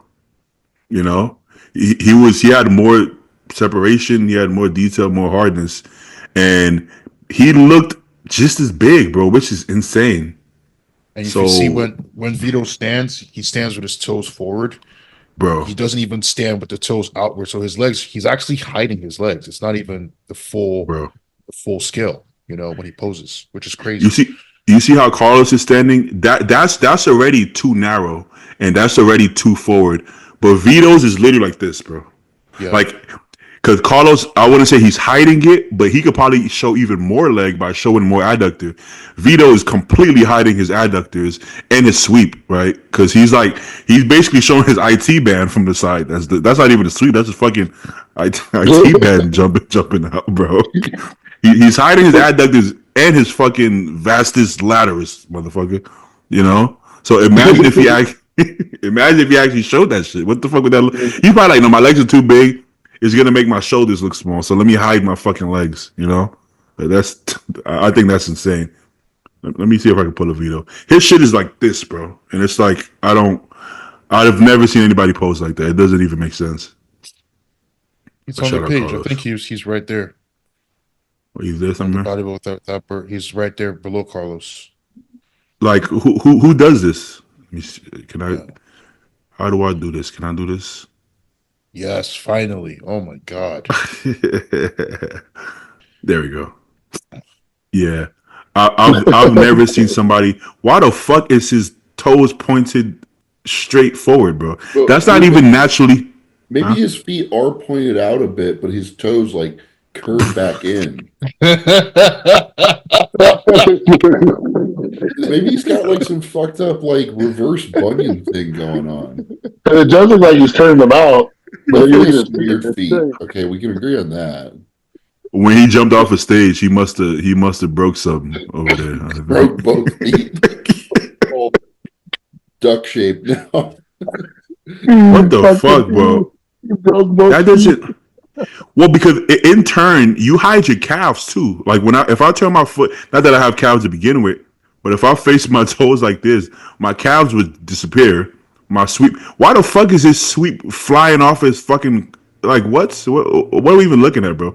And look at his adductors. Like how are your adductors popping out with your feet like this? You know It's what's just weird is like so you see his sweep start like pops out halfway down his quad on the outside. yeah. Yeah. Nick Walker's does the same thing, but it doesn't look It good, hurts him. you It know? hurts him. Yeah. But Yeah. for some fucking reason, like on him, it It looks works. freaky, you know? I think it's because the waist thing. Is it? Exactly. Yeah, Yeah. Torso. Nick's torso is very long as well. You know, So it's it's good wide. looking. It's wider, but it's also long. So in comparison to his legs, That's what he she has said. Nick. Huh? That's what she said. Like look at his hip structure. Look at his hip structure to his waist, where his quad actually inserts at the hip, and then Yeah. look at his waist it compared to just Nick. pops That's off the top of his hip. yeah, Yeah, it's crazy. but you know what? I never noticed that. Yeah, his sweeps, because Stu's sweeps look like it starts up here. So like, if Vito's it starts kind of low. I think Nick's might be a That's little bit. benefit. Like having like that pop off the top is like helps so much. Yeah, Yeah, yeah. Well, yeah, like Mine Carlos. pops. Samson. Mine pops That's what like Samson. that too. Yours pops high or low? Mine pops lower. Oh, yeah. That's yeah. My quads aren't big, but at least my sweeps pop high, so it gives it an illusion at least. Gotta have something. Stu, Paul, you, Starts high. all you guys have the same. Yeah, it's all high. So sorry to interject here, but the Broncos just lost to the Bills 31-7. Oh Oh shit! wow, That that's is embarrassing. horrible. Go Bills. The Great Yeah, that's White kinda- Hope. Josh That's kind. Allen gonna take us Yeah, to the promised land and beat the Chiefs. See, I'm That's in the kinda middle of embarrassing. both. Yeah, I'm in the middle of both of them. Mine doesn't pop straight off the hip, but it doesn't pop low. I'm like just a slight bit off the hip. You got good legs, Ken. You got pretty good Like legs, weird. Ken's Yeah, but got Jerry- everything now, dude. huh? Ken's Yeah, got he does. Good point. Good point. good hair. Yeah, well, Good face. must be He nice. he has that soothing black man voice. Yeah, he does. Yo, he has a way better like host voice to me. Like I feel like he has a voice that sounds like a host. You know?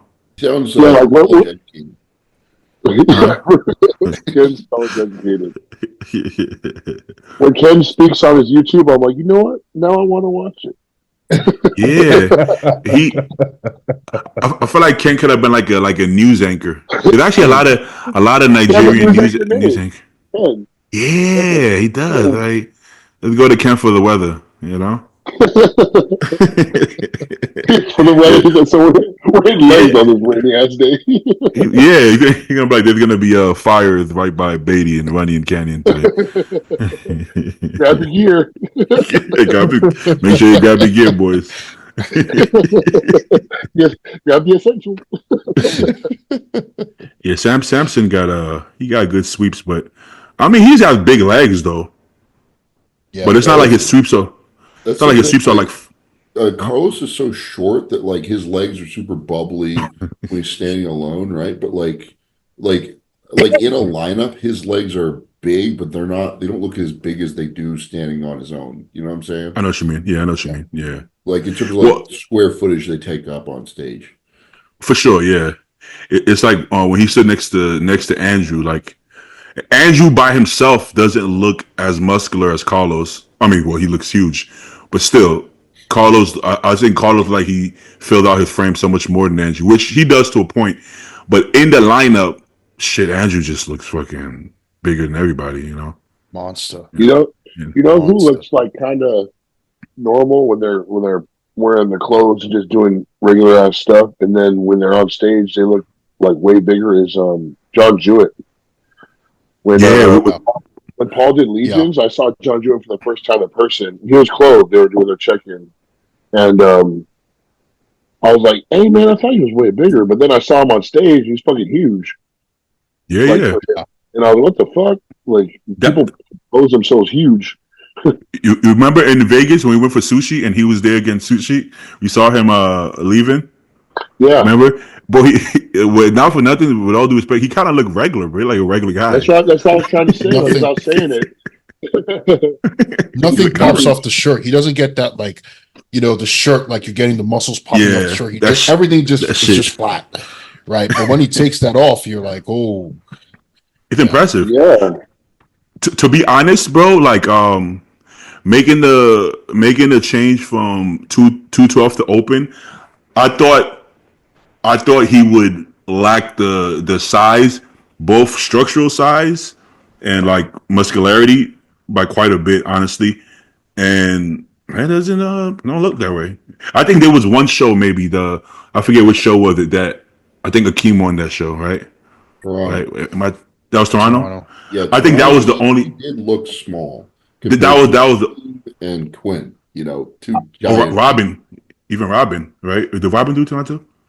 I I think, think he did. I mean, even like structurally, yes, he is small because he's like 5'6". and he doesn't have super wide He's clavicles. not does wide. he? He's not super wide. but he's got a small waist, and it all ties together, and a lot of muscularity and conditioning. Does he have a small waist, or he knows how to post his waist? Yes. I it's think it's small. It's on the small like, side.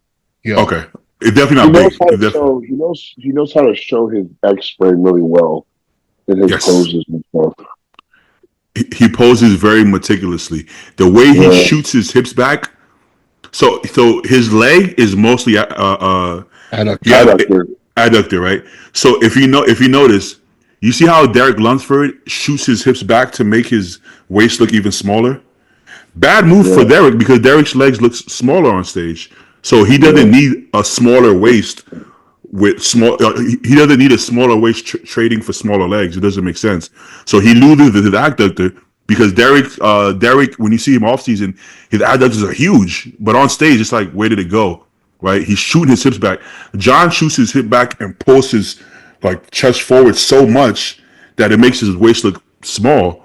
But his legs are so big and the adductors are so huge, he doesn't lose any adductor. It looks the same. So that's a great trade off for him. But everybody can't do that. I tried that before. I'm like, oh, my waist looks so small. Yeah, I already got a small waist. Why would I take an inch off my waist to take an inch off of my fucking legs, you know? So you have to pose for your strength. And John, he does that shit perfectly. Every pose is perfect for his physique. He makes himself look so much bigger than he actually is by the way even his side pose, his side chest, he pokes his glute out a little bit and it makes his ham drop even more. And then everything just looks better. He knows if he posed just regularly, nonchalant, he wouldn't be as good as he is. He's very meticulous in what he's doing, and that's important, man. Presentation, you know.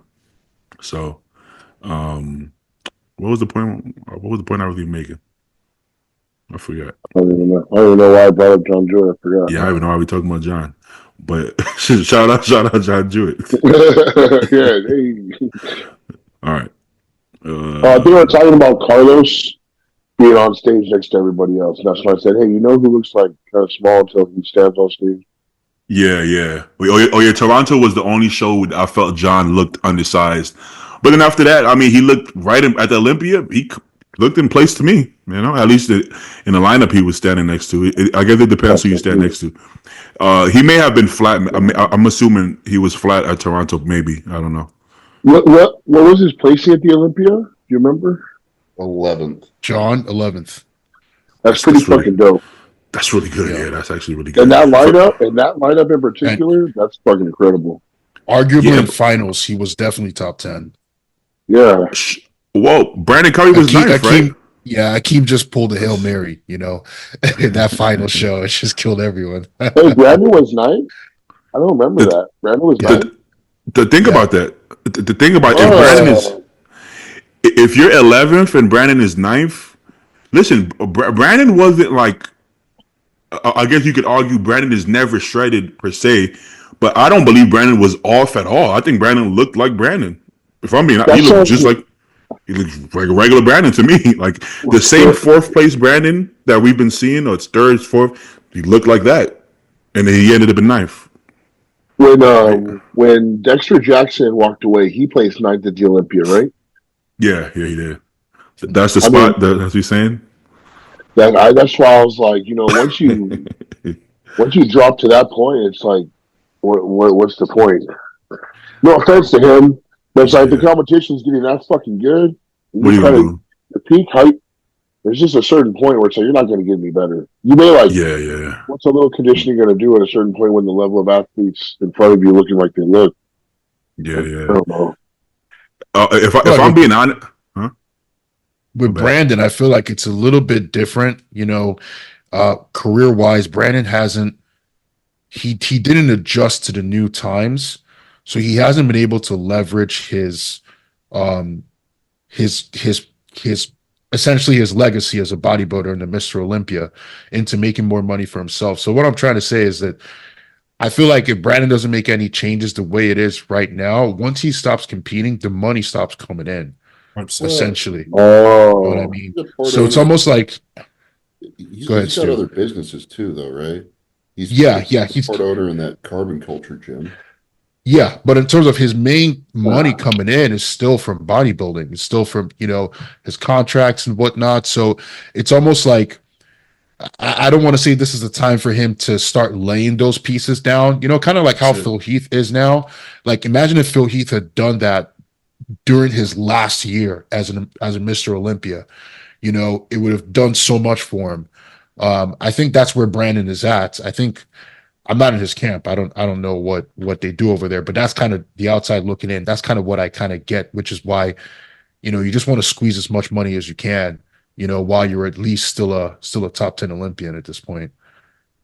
Okay, we were just talking about John Jewett. If John Jewett can make this incredible business off of like this was his first Open Olympia and he got 11th, and these are former Mr. Olympia champions, I could promise you, like John Jewett is making more revenue from the sport of bodybuilding than So it's like if he could do it, y'all could do it too. It's just preparing for the future. You have to do it. You have to leverage it when you're at your best. Jay did that, and that's why Jay continues to be able to leverage it. You can't wait until you retire to start doing these things. You have when you're relevant. Yeah, your fan base is going to be at its biggest while you're relevant. Shit, John Jewett started doing it before he was even relevant, and then as he got more relevant, his business just continued to grow, and then now he's continuing to grow on stage, and his business continued to grow. So it's almost like you should start leveraging it as soon as possible. I mean, there's amateurs that are making great livings.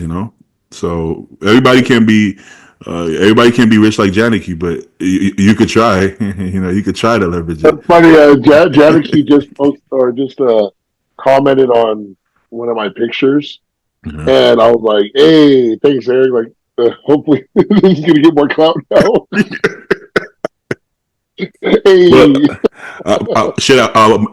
I think with me and Tonio me and Carlo did a whole episode with him talking about growing your business, because I think that's important. I think a lot of people don't consider that because, like we talked about, when you're in that mind frame, you're so consumed with the actual bodybuilding and competing part. Sometimes you forget to do. If you don't have a job per se, I guess even if you have a job, you should start laying those bricks to try to grow your brand.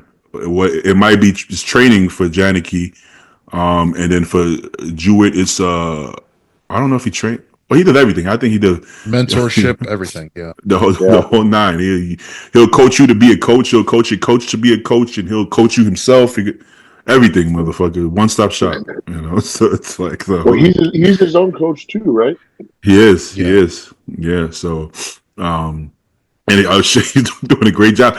He might have done the best job coaching himself, other than at least in the modern era, I guess. Other than Compton and Dennis Wolf, John Jewett has had the most success coaching himself out of any other bodybuilder. You Well, know. What I like about John Jewett is he. Oh, go ahead. Sorry. it's been like the only couple of people who are coaching themselves. Yeah, that's a good point. So we don't have much to go by. John is one of those people that he's super science based, but he actually doesn't annoy me. Like he's No. I like his approach to it, even though it's very sciencey. Even training, like it makes sense to me now. Well, because he's getting his science. Yeah, he might recite a study or two, but he's getting his science from evidence from bodybuilding. Yeah, a lot of the time he's pulling evidence from things he's done with his own clients and himself. So that's the best. He never lets like a book override. What's the word I'm looking for? Override. Experience. Yeah, like real world experience, which is, I think that's the fine line. You know, it's nothing wrong with being smart. You just have to understand that some things aren't textbook. You know, it just. Yeah, Hunter's a lot like that too. Hunter's like John. I like John's that. more like research based, I think, but like Hunter is very like has a certain approach to his training and stuff. Yeah, He's very like, tried and true. and now we're seeing what Hunter does. It's working. It's working. So it's important because I think people used to make fun of his like back training, is because at the time his back wasn't good, so it was easy to make fun of it, right? Like, you doing all that shit, but where's your back at, right? He's like, oh, and now we're like, well, oh, okay, I'm seeing some back, yeah, good job, you know. So sometimes it takes a while. What people didn't realize is the reason his back was behind. It was because he was trying to train back like Ronnie Coleman for the last 8 years, right? Mm-hmm. So it wasn't because of the way he was training it now. It was because of the way he trained it for his entire career, which wasn't working for him. He was doing the heavy rows and deadlifts and dumbbell rows, and it wasn't working. So sometimes you have to give it some time, you know. Mm-hmm. All right, I want to do questions. Sure. Might be good. Went on for a little bit. Yeah. Okay. Making sure nothing else that we missed. Sometimes I miss something, and somebody will be like, "Why didn't you talk about this?" And I'm like, "Oh, well, they didn't come up. I don't know what to tell you." Hey, what's has Justin Shire said anything? I just saw him right now on the thing. Is Justin Shire? Oh yeah, he started prep. He said, "What's he doing? For what show? Do we know?" Oh, let's get him on. Let's get him on next Sunday. I will try to get him on because I could ask him in private. I might as well ask him in public. You know? He jumping into New York. He might. That'd be pretty cool. That'd be really cool. Everyone jumping into New York. I'd like to compete with Justin. Be cool. Why they do him like this? Just so the comments can rip him apart. Why would you do him like? I actually do see the similarities a lot too. But I do too. Yeah. Like, nobody's saying that he's at Dennis's level, but shit, even I don't think Dennis won his first pro show. Not to say that gives someone over, but still, it's like I think they have a very similar structure, probably the closest structure to Dennis I've seen. Dennis is obviously bigger. I mean, no shit. Like way taller. I think we. Just the structure. He's structurally bigger and more muscular, but this was Dennis after he was competing for 13 years, right? Whereas Shire people don't know, Shire done like 5 shows in his life. So it's like, so you gotta, that's you too? So, but yeah, when they do this, sometimes it's not fair because now he's getting people talking shit to him. He's like, what the fuck did I do? I'm out here I'm out here working out. What the fuck did I do to y'all to make y'all so angry, you know? So try to refrain from these comparisons. People Every time they post Samson and Ronnie Coleman, people start talking shit. But I'm like, with all due respect, y'all not pointing out what he has over him. Not that he's better than him in any way, but why don't y'all point out the waist? Like they'll be like, look at the arms. So I'm like, yeah, but don't hold back on what he got over him neither. Let's be fair. Let's have a fair, civilized conversation, you know. So, but nobody wants to do that. Man, New York is stacking up. Everyone's jumping in to New York this year. Who said it so far? I saw a couple of somebody Regan's recently doing said, it. Regan's doing it. Krizo. oh shit.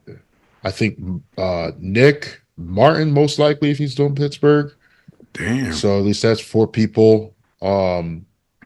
Yeah, and then Regan just jumped in. So and I think next Zilla may do it. So Holy shit. it's gonna be a fun show, man. I'm excited. Crizzle flying out from damn Czech Republic to get his ass beat. Nah, I'm just fucking. That's me. But yeah, I definitely got to make it out to that show. Stacking up, man. Stacking up. We're out to get his ass beat. That's a long ass flight though. To come up from the Czech, why not do something over there in Europe? That's a long flight, bro. Ego, bro. Ego.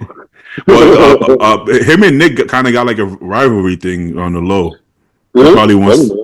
Yeah, they. Well, he used to talk shit to a lot of people, but I think it gets lost in translation because he comes off like he's a very funny person. He has a sense of humor, but when he translates it, it sounds like he's being a dick. But if you watch it, even in his language, you see he's laughing and the cameraman's laughing. Like they bullshitting, right? You know, that's what it comes off as. He bullshitting. You see, they literally get lost in translation, huh? They make it out worse than it is. Yeah. I saw Crizo at Gold's Venice before he. I don't even think he was in the IFBB yet, right? I don't even know. He was. That was a while back. He definitely didn't compete yet in the IFBB, and but he's big, man. I mean, I guess everybody's bigger in person, but way bigger than I even thought he was. Like, Yeah, not just his tall. arm. He's Yeah, tall. overwhelming. He doesn't look tall. He doesn't look tall, but he's tall as fuck. He's actually pretty fucking big for that height. Oh yeah, he's definitely taller than me. So I would say I don't know 6'1", because you know with the height sometimes they add some. No, he is tall. He's not tall. adding. He's tall. You know, and it's not just his arm that's big. He's big. He's big everywhere.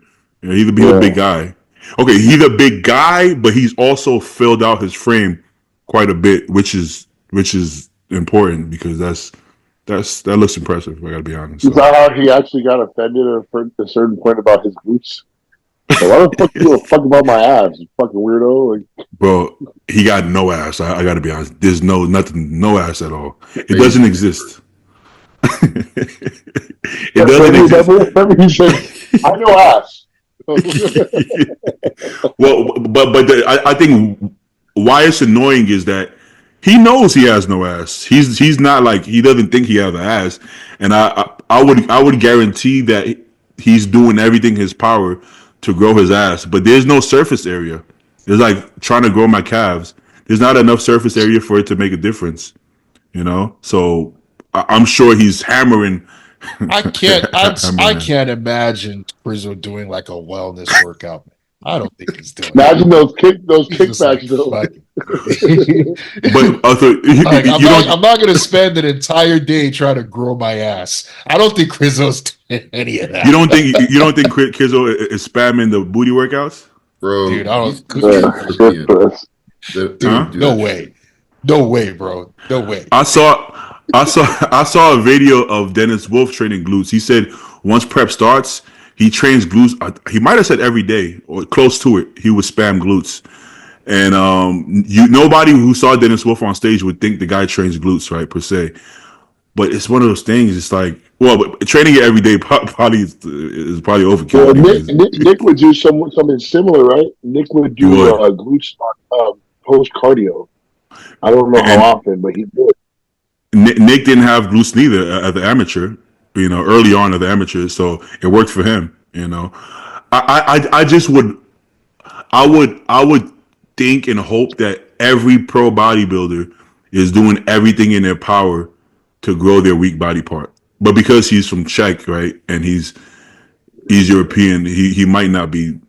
He might just be doing lunges or some shit at most. Probably not doing the booty Isn't the builders. rationale for training glutes in prep to like bring out lines and separation? You gotta train off season. You know. Okay. That's No, what no. I've heard. Shit, Blues told me that.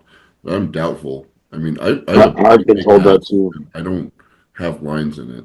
So I don't think because I don't think pre-contest is the time to try to grow a weak muscle. You know, I feel like you should be growing that off season.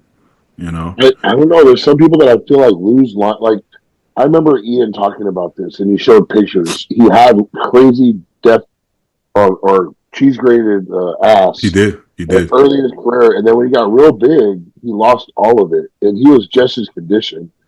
That's true. I think there's a certain level of muscle mass where you just start losing detail in certain spots. It's just like I'm not gonna knock it because I haven't tried it. You know what I mean? But to me, it just seems like it's that same thing where like you want to squeeze and Oh, contract as hard as you can, to bring out yeah. the detail in the muscle, essentially. So I think that's basically what they're saying with like glutes, like, because how often, if you're doing a leg training workout, like how often are you, let's say you're doing a squat, how often are you squeezing all the way at the top, like squeezing your glutes as hard as you can? Like it's not a thing, Yeah. right? So I think that's what they're just saying, like contracting, squeeze and contract as hard as you can just to bring out the detail in that area. And I think there is something, I think that does work during prep, but Think I so? haven't tried it, so. Yeah. Uh, A lot of people swear by it, so there's got to People be some do. validity to it. does there? Does there gotta be validity to it? I'm not No, no, taking a I side with mean, agree. myself. It just seems so Seems kind of improbable. strange. It's like I a feel like the muscle people that say that already have it. think You know? about think about but think about quads, right? confirmation To people bias. that don't have like good striations in their quads, you'd usually hear like you want to squeeze at the top as hard as you can, like maybe like on a leg extension and stuff. They would do like maybe an extra exercise at the end of the leg workout or after every workout, just doing like leg extensions just to bring out the detail. You guys have heard that stuff before, Yeah, right? of course Like I've heard it. that's a I yeah. just don't understand how that would work. There's only one way I I can don't see think the why that people work. saying that understand how it would work either. It's Well, just like you one see way would. detail when you lock out your quad and you see the feathers in it, right? So like if we just focus on that part of the range of motion with a lighter weight, like it's gonna look like that all the time. Like I don't understand how No, that would no, work I don't. mechanistically. I don't think it would work that way. But I think the correlation is this: I had no teardrop, and I didn't have good lines in my quads the way I used to do extensions, which was like just ballistic, right? Then when I started squeezing, it got better. But I don't think it's necessarily because of the squeezing. I just wasn't engaging my quads to begin with on You're extensions talking because about growth, not detail, though, right? yeah, but it's both. The muscle grew and it's showing more detail. But I'm saying the way it could work is that if I'm doing ballistic extensions, I wasn't actually getting my quads at all because it was all momentum. But because when I started pausing it, I'm actually using my quads instead of using momentum. So it worked because of that. I don't think it's working because of the isometric tension brings out lines, right? I think I Okay, just built more muscle because I'm actually using my quads. So if your form is in a place where it's bad enough that you're not really getting that body part, then I could see that working. But if you're training the body part properly, I don't know if I believe that squeezing will bring out more detail per se. I mean, But that's look a correlation. Sorry, It go is ahead, a Jay. correlation. Yeah. I was gonna say, look at Phil and Jay Cutler. Completely different quads, completely different detail. Like Jay had crazy detail in his quads, and No Phil had, squeezing. yeah, both of them though, same style technically, like of training. And Jay had crazy detail, feathers on his quads, crazy separation between the quad bellies and stuff. And then Phil just had separation between the bellies, but not crazy detail, not striated and shit like that. Like so, I mean, what we're, is we're that? talking about we're talking about degrees of separation here. I mean, Jay had nasty quads since he was a teenager, compared to like Phil starting out. But like what we were saying about the earlier example, first off, I don't even know if it works. But what I'm saying is I don't want to knock something if a lot of people attest to this and it seems that it has worked for some people. Like if we're talking about glutes, right? I can't think of any exercise when I'm training legs outside of maybe like squats and lunges. The glute is only getting an indirect stimulation. It's not really getting a direct stimulation, like when you do regular training.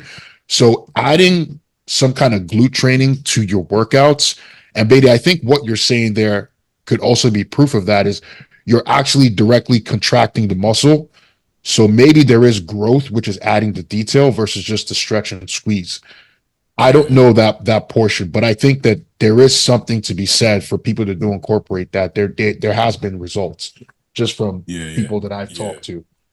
That's the thing about bodybuilding. Like, there's no black and white answers because we don't know where correlation ends between causation, right? Like we don't know which is which.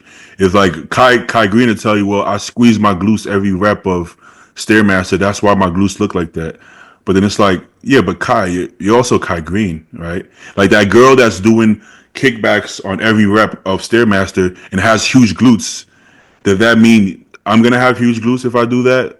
Not necessarily. It could just be she has huge glutes. So it's hard to pinpoint what's actually working and what's just you kind of just have it, right? I got to use myself as an example. When I competed 2 years ago, my level of training was a little more basic, and my detail was crazy. I've only gotten better and like more advanced in my training, and my detail's not as crazy as it was back then.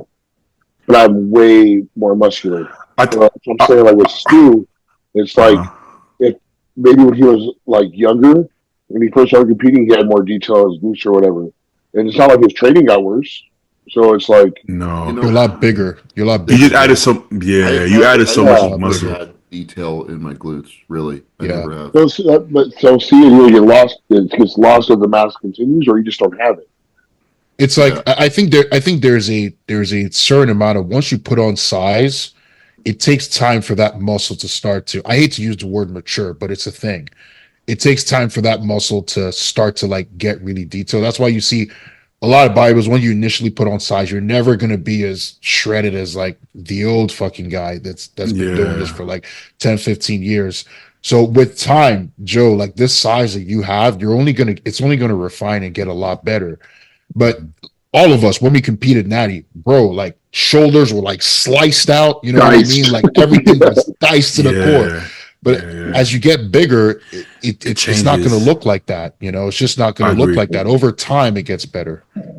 Yeah, it's like Hadi at Vancouver still was more detailed than that Arnold. I could argue that he might have been leaner at the Arnold, but he didn't have the level of detail he had at Vancouver, right?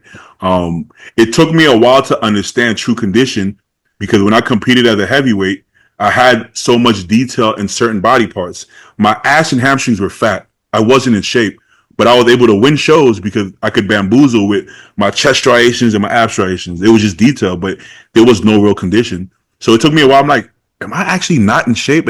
I couldn't get it. I'm like, that doesn't make sense. I'm so much more peeled than him from the front, but from behind, he's, so it took me a while to understand that where condition came from. And then now I'm so much leaner than I was back then, but I'm not as detailed in certain body parts, right? Now my glutes and hams comes in, but I don't have chest striations and crazy shit going on in my arms, right? So I don't know. I think you add that much in terms of judging. Does it really matter that much?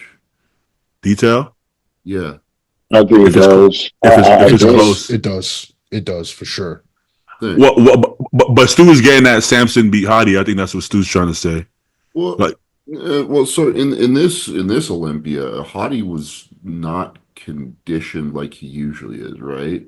So honestly, their level of detail, not from the front, but from the back, was pretty comparable, I think.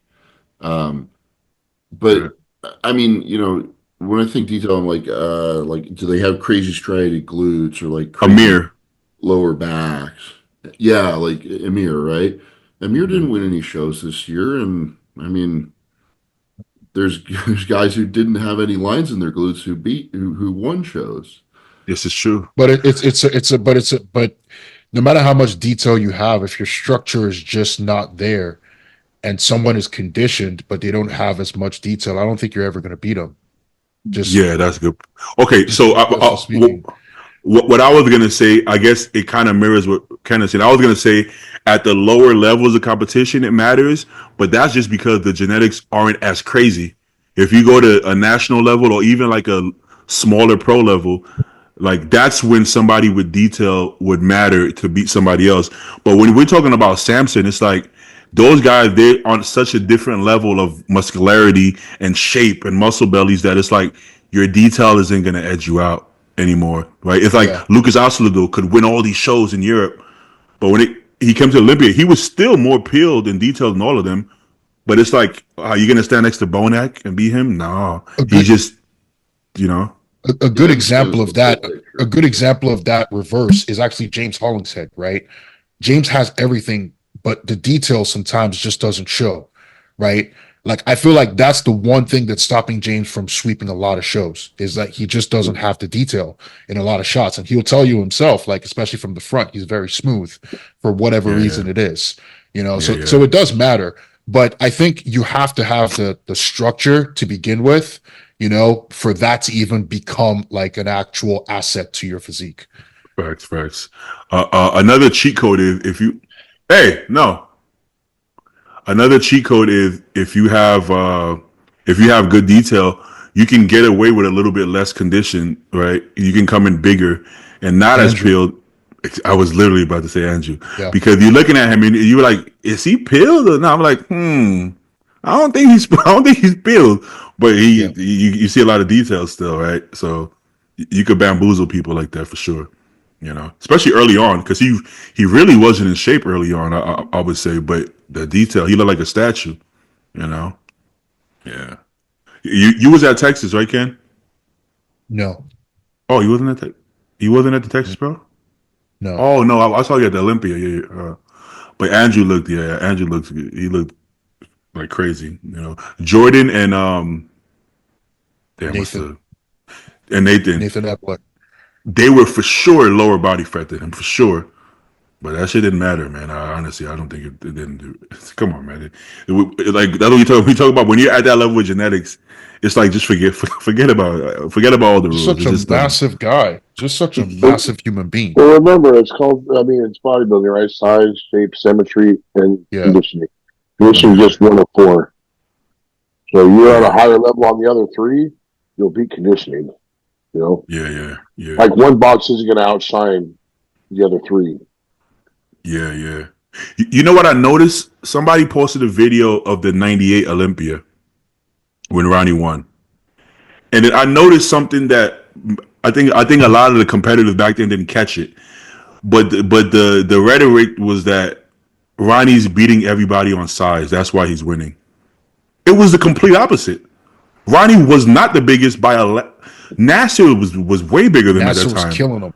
Nasser was Yeah, killing him. that's what I'm saying. Even Flex standing there on stage, his shoulders, arms was bigger than him. He was just as big, if not bigger, in some muscle groups. Ronnie was just way more conditioned. That wasn't even close. Look at his glutes. Nobody has shredded glutes. Like I know these people say, "Oh, they were so shredded." Nobody had peeled glutes like that. Some of them you can see some faint lines in Kevin and shit like that. Ronnie was Sean Ray. Ronnie was the only one that was completely stripped, lower back, upper back, glutes. He was beating them off. He beat them off condition. It had nothing to do with size. Yes, he's tall. He's so what? He's tall. He wasn't actually more muscular than them yet. He did become, but so what the way they fucked up is they kept trying to get bigger and they were getting softer. Whereas Ronnie was slowly getting bigger, yes, but he was just beating them really off of condition. You know, eventually, yeah, he got big as fuck in '03 after he lost, but he got big because of them. It wasn't the other way around. It's, the rhetoric is that everybody got big because of Ronnie, but the truth is Ronnie got big because of fucking what's the guy that beat him? Uh, Gunter Gunter. Yeah. Yeah. The truth is they made Ronnie big. Ronnie wasn't the one that made him big. They assumed he was winning off of size for some reason, but he was beating him off condition, which is it's funny because history has it written that Ronnie made everybody get big, and it's like No, he only got big because of y'all. Because of y'all. He was just beating all off the condition. So I think it's kind of backwards. You know, why would you come in bigger if the guy's so much more peeled than y'all to begin with? It's kind of, I don't know. I guess you could argue he was more muscular because he was able to get in that condition and still be big. Maybe you could say that. But it was a condition thing. He was so much more peeled than them. Wasn't even close. Even Flex looked at, you saw when he looked at his ass, he was like, what the fuck? And then he was like, and he kind of covered his ass, and he hit the boat. So I think they had history written backwards. It wasn't a size thing at all. Actually, it was, so I think nostalgia mixes everything up. When people talk about 100%. Ronnie, they always talk about him from like 2003. Like Yeah. they look at every single contest history of his from 2003's perspective, which is not the case at all. Back in 98, 99, 2000, No. it wasn't the case.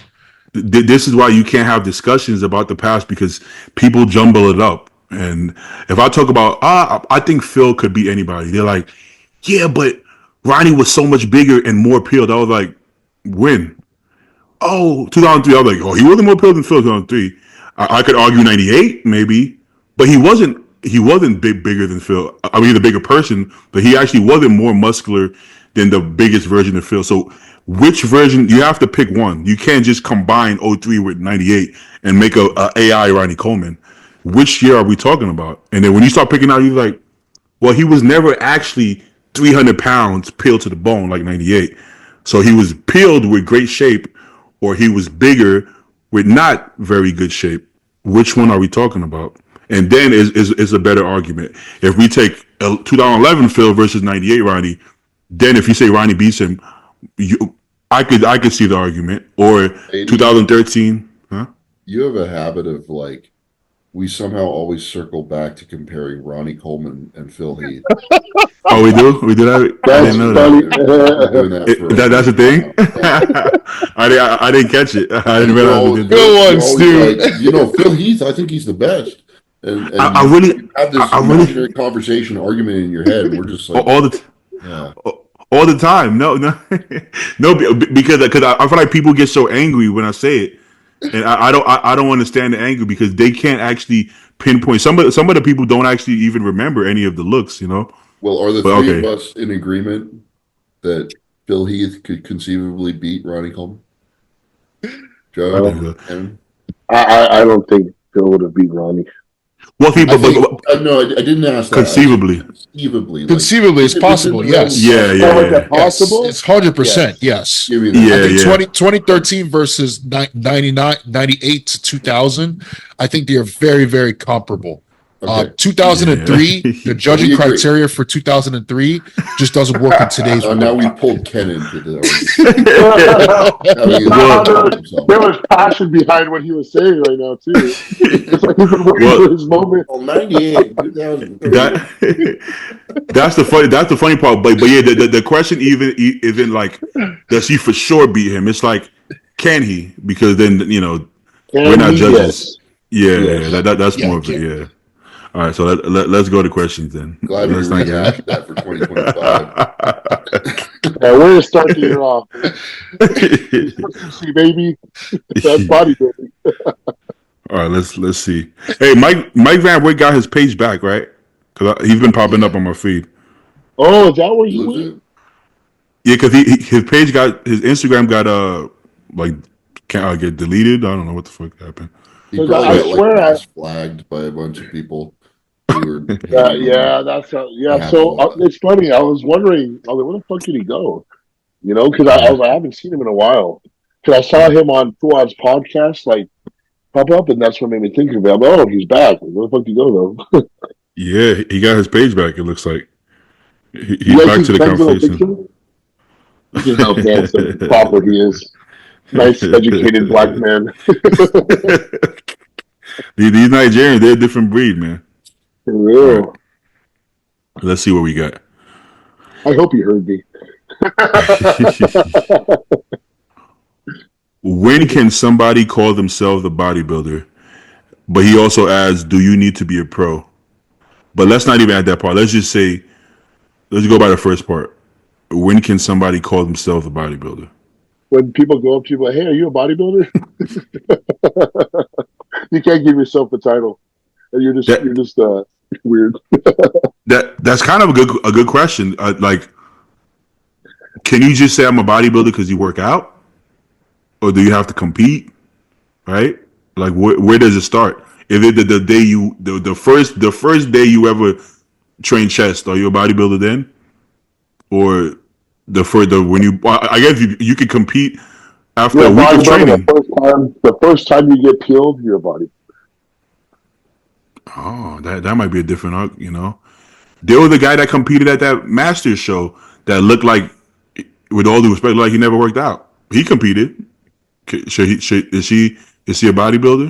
I'm sure he tell all his William, buddies at the office that he's a bodybuilder. He was telling us that. He was like, "Hey, bro, yeah, I lost. I look great at it." I'm like, when you gotta tell us that you look great, there's a problem. We should be telling you that. Like, I know want to see it. I'm not gonna lay out any rules, but I know want to see it. Yeah, I might have to agree with Stu. Like, you kind of know it when you see. Like, it shouldn't even be a question. Like, you're gonna see Ken, and you know Ken's the bodybuilder. You don't have to be like, "Hey, you're a bodybuilder." Now you can ask him, "Are you pro?" "Yeah, I'm pro." "Oh, okay, cool." But you know he's a bodybuilder. I mean, if I had to say something, I would say when you compete. But then No, that doesn't mean shit anymore, man. there's caveats to that. Doesn't mean anything. I feel like when people start asking you advice, like on Yeah. bodybuilding, hey, this guy knows what he's doing. Let me go talk Well, to this guy. let's combine the two. I think it's when you have a some kind of physique and you have competed in some capacity. I think that's when you can call that's a good yourself combination. Or if you're just like Yeah. living the lifestyle, like, and actually living the lifestyle, not just like my training and diet is on point, bro. Yeah, Like, yeah. that doesn't mean fucking anything. Like Joey Swole's a bodybuilder. He is. He's competed. Oh, Yeah. he has competed. You have to, as long as you've competed and you actually have a decent physique, because that separates you from the SARM goblins out there, right? Like you actually know what's happening, like from a competitive standpoint. You've gone through it yourself and you actually have a physique. I think that Yeah. personally, I think that's when I can say So, so if Joey Swole never competed, would he still be considered a bodybuilder? I don't think so, bro. Personally, I don't know think if I so. would call. You know what? You know what though? If I'm at the store and the lady comes up and says, "Hey, are you a bodybuilder?" I would say yes. But if that same lady says, "What do you do?" I wouldn't say bodybuilder, because I think I would only say that if I was a pro that was making money from bodybuilding. That's the only time I would. Because if somebody says, "What do you do?" I look at it like a career. Bodybuilding is my career. So the only way I would answer that question with that if it was my career, if that makes sense. But if you ask me, "Are you a bodybuilder?" I wouldn't say no. I don't even know that. Does that make sense? What I'm trying to say? Yeah. It depends on the context too. You're a hustler. Your career is you're a hustler. Can I give a counter argument to that, Beatty? Yeah. So you know when you go to expos or you go to like bodybuilding shows and you see someone that actually looks decent. Let's say like I see Joe for the first time. I'm like, man, Joe, you're huge, man. You're a bodybuilder, and Joe's like, yeah. I'm like, oh, what shows? What shows have you done? That's always the next question, right? It's Oh, not good point, the next yeah. question, but it's like, what have you done? Essentially, right? Like that's how you kind of. You need to know where that person is, in terms of the bodybuilding landscape, essentially. Yeah, And Joe yeah. would say, "Oh, I turned pro at the USA's in 2023." So it's like, you know what I mean? So it's Yeah, I good think point. that the competitive aspect has to be there Has to be. as well. You guys know Christopher I don't Davis? tell I don't tell people that. I say I win USA's. Yeah, that's what you have to say. You have to say I won. Hey, Good correction. Good correction. do you guys know There's only one the Mr. USA, man. There's only one. That's true. Yeah, There's two. There's two on this podcast. So one every year. Yeah, it wouldn't be. He's a one a year.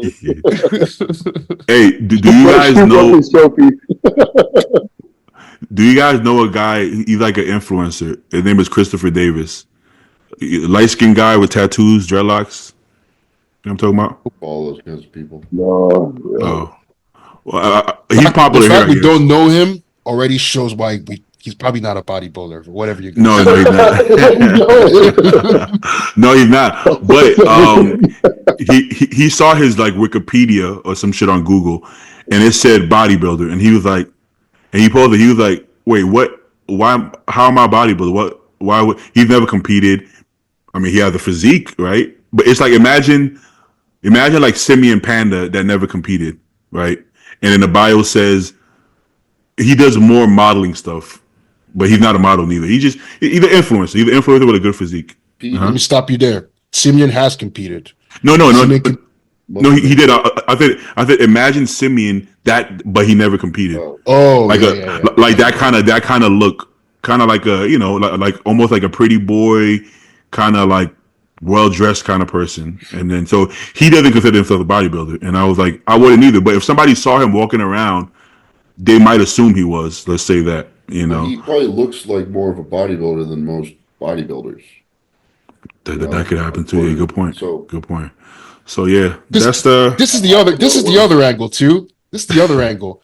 What about like a bantamweight? You know, like I keep third call outs as a bantamweight. Oh you know my god! And the guy's like, I'm a bodybuilder. Like, how do you respond to that? yeah. Classic physique. You call yourself a bodybuilder? Well, let's go even one more. I don't. If If you're competing and you say you're a bodybuilder, but you're not in the bodybuilding division, I don't think that's correct. Like you should know. Like I compete in classic physique. Like. Well, that you're happens. Talking to someone who's like educated on the matter at least and understands the divisions, But yes, too. But will people consider Chris Bumstead the audience, general public? Would they consider Chris Bumstead a bodybuilder though? He is now. The general public. We're talking about us. He did open. He did open now. So now he did turn pro as a bodybuilder. So technically, you know what? Chris Bumstead is a bodybuilder. If he turned pro, in open, and he finished his career with open.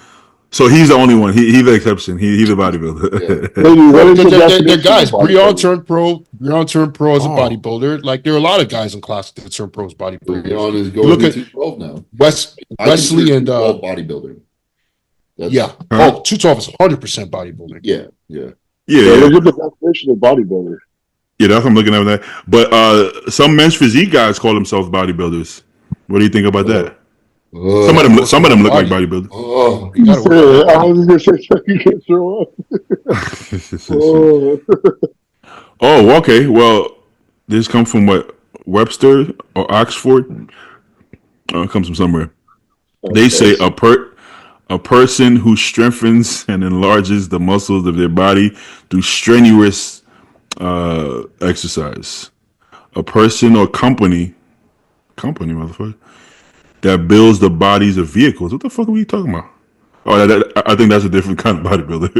yeah, that's one.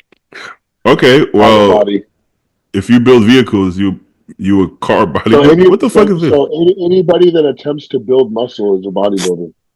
Damn, well, according to the dictionary, or succeeds. Attempt it, but don't succeed. Wow. Many have tried and many have failed.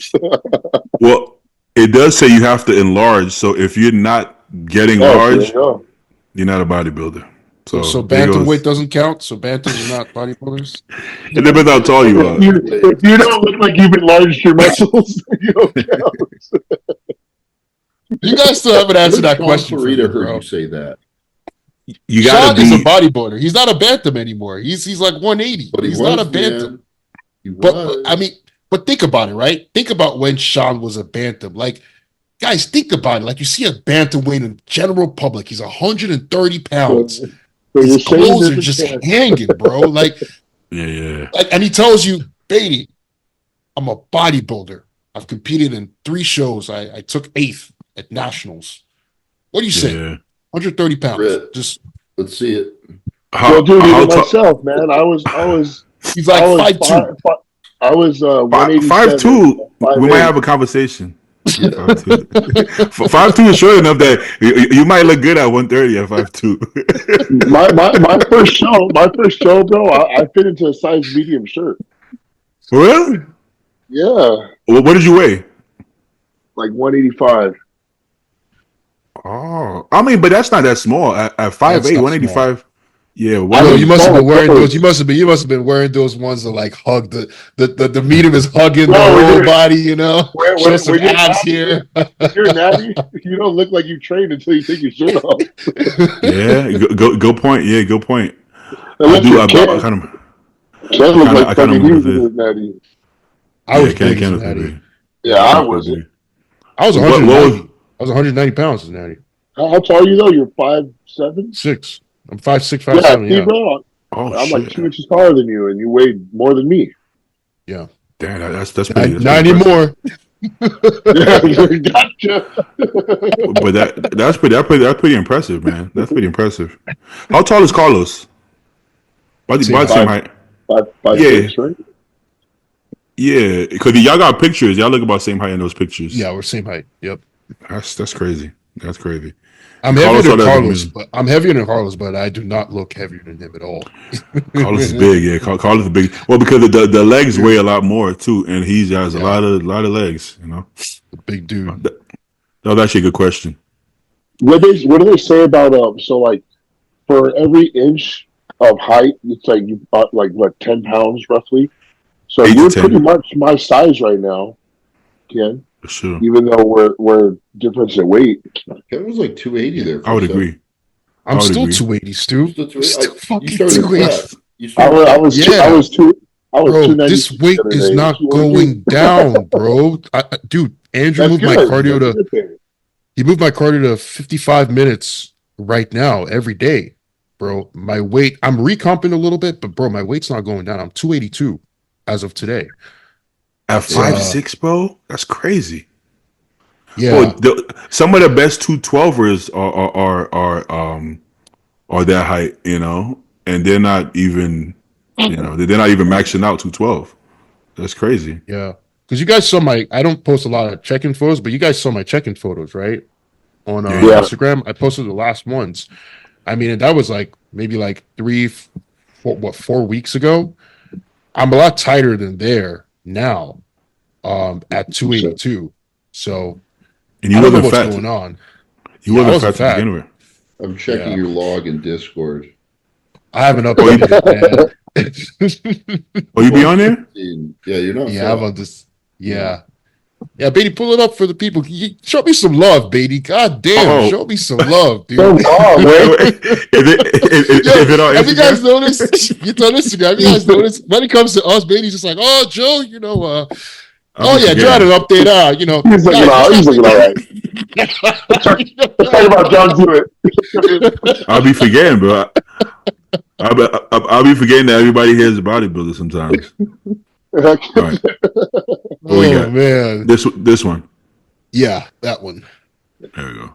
Yeah. This was why is it from January to wait? Oh, I was explaining 250. I went from Oh, 250 in January of 2024 to 285, or whatever it is there in December. So that was about 30 pounds, 30 something pounds from January, when we started the off season this year. So that's basically what I was explaining there, You still have I think it's cool four. that you check in with socks. 8. dude. My basement is so cool. Dude, Jersey basements in the winter, bro. You don't want to be down there without some protection, No. dude. It'll get you. It'll You get can you. see your nipples are pointing Yeah, at the camera, bro. I mean that's he had the full set of abs at 280 at 5'6" that's impressive, man. That's very That's impressive. fucking wild. That what would that be equivalent? That would be like 320. for me, that would be like 320 with full set of abs. That's impressive. That's very impressive. You know, Yeah, man. good So shit, man. I'll be honest, That is crazy. I'm excited for New York. Like, obviously there's some Olympians in there. So I'm not gonna have crazy expectations here, but I think I could do really well, man. I think I could do really well come New York Pro. So we'll see what happens. to see what How happens. much time would you have off in total between shows when you won your pro card? How many? It's a year and what? So by New York, it'd be like 20 something months, like 21 or 22 months So almost a between. full 2 years. Yeah, because I won in what's around September 23. So like about 18 to 20 months around there between them by the time New York happens. During that time, did you do any like big like pullback so that you could continue like pushing forward? Because I think I would have been burnt out. Oh, unless it's like super gradual, I guess. I remember, Joe, towards the end of summer, I was getting burnt out. I don't know if you remember. I talked about it. I was like, man, And you pull I'm back. tired. So we pulled back. You know, when I first hit 280s in the summer, um, dude, I got tired, man, and it wasn't the body composition was just not there. So we pulled back into the low 270s for quite some time, and then towards November, we started pushing back into the 280s again. I And remember that now. Okay. yeah, yeah. So that helped because it got to a point where I was just like, dude, like this Because this 2 years is a long not enough. time without. Yeah, because I Yeah. Yeah. the only time I gave myself that much time was Yeah, from 2020 to 2022, where I won the California, and I yeah, was over it. There was like a good amount of time that I didn't progress at all, just yeah, because I was just over it. So yeah. 2 years, even right now, bro. like 1 year. I'm over it. I'm over it now. that's I'm why, already yeah, over it. that's why I like Yeah. You know? kudos for you to be able to fucking do that without doing a show. I don't think if I didn't do the shows that I did, I don't think I would have progressed the way I did. So I get Yeah. burnt out. Yeah, You start looking forward to prep. I'm looking forward to prep. Yeah, Who wants to yeah. just eat mad food for months on end? Like that's just it's not as fun as it sounds, bro. It's just not fun. I don't even that's my shit isn't even at that high, but still, I'm still tired of food.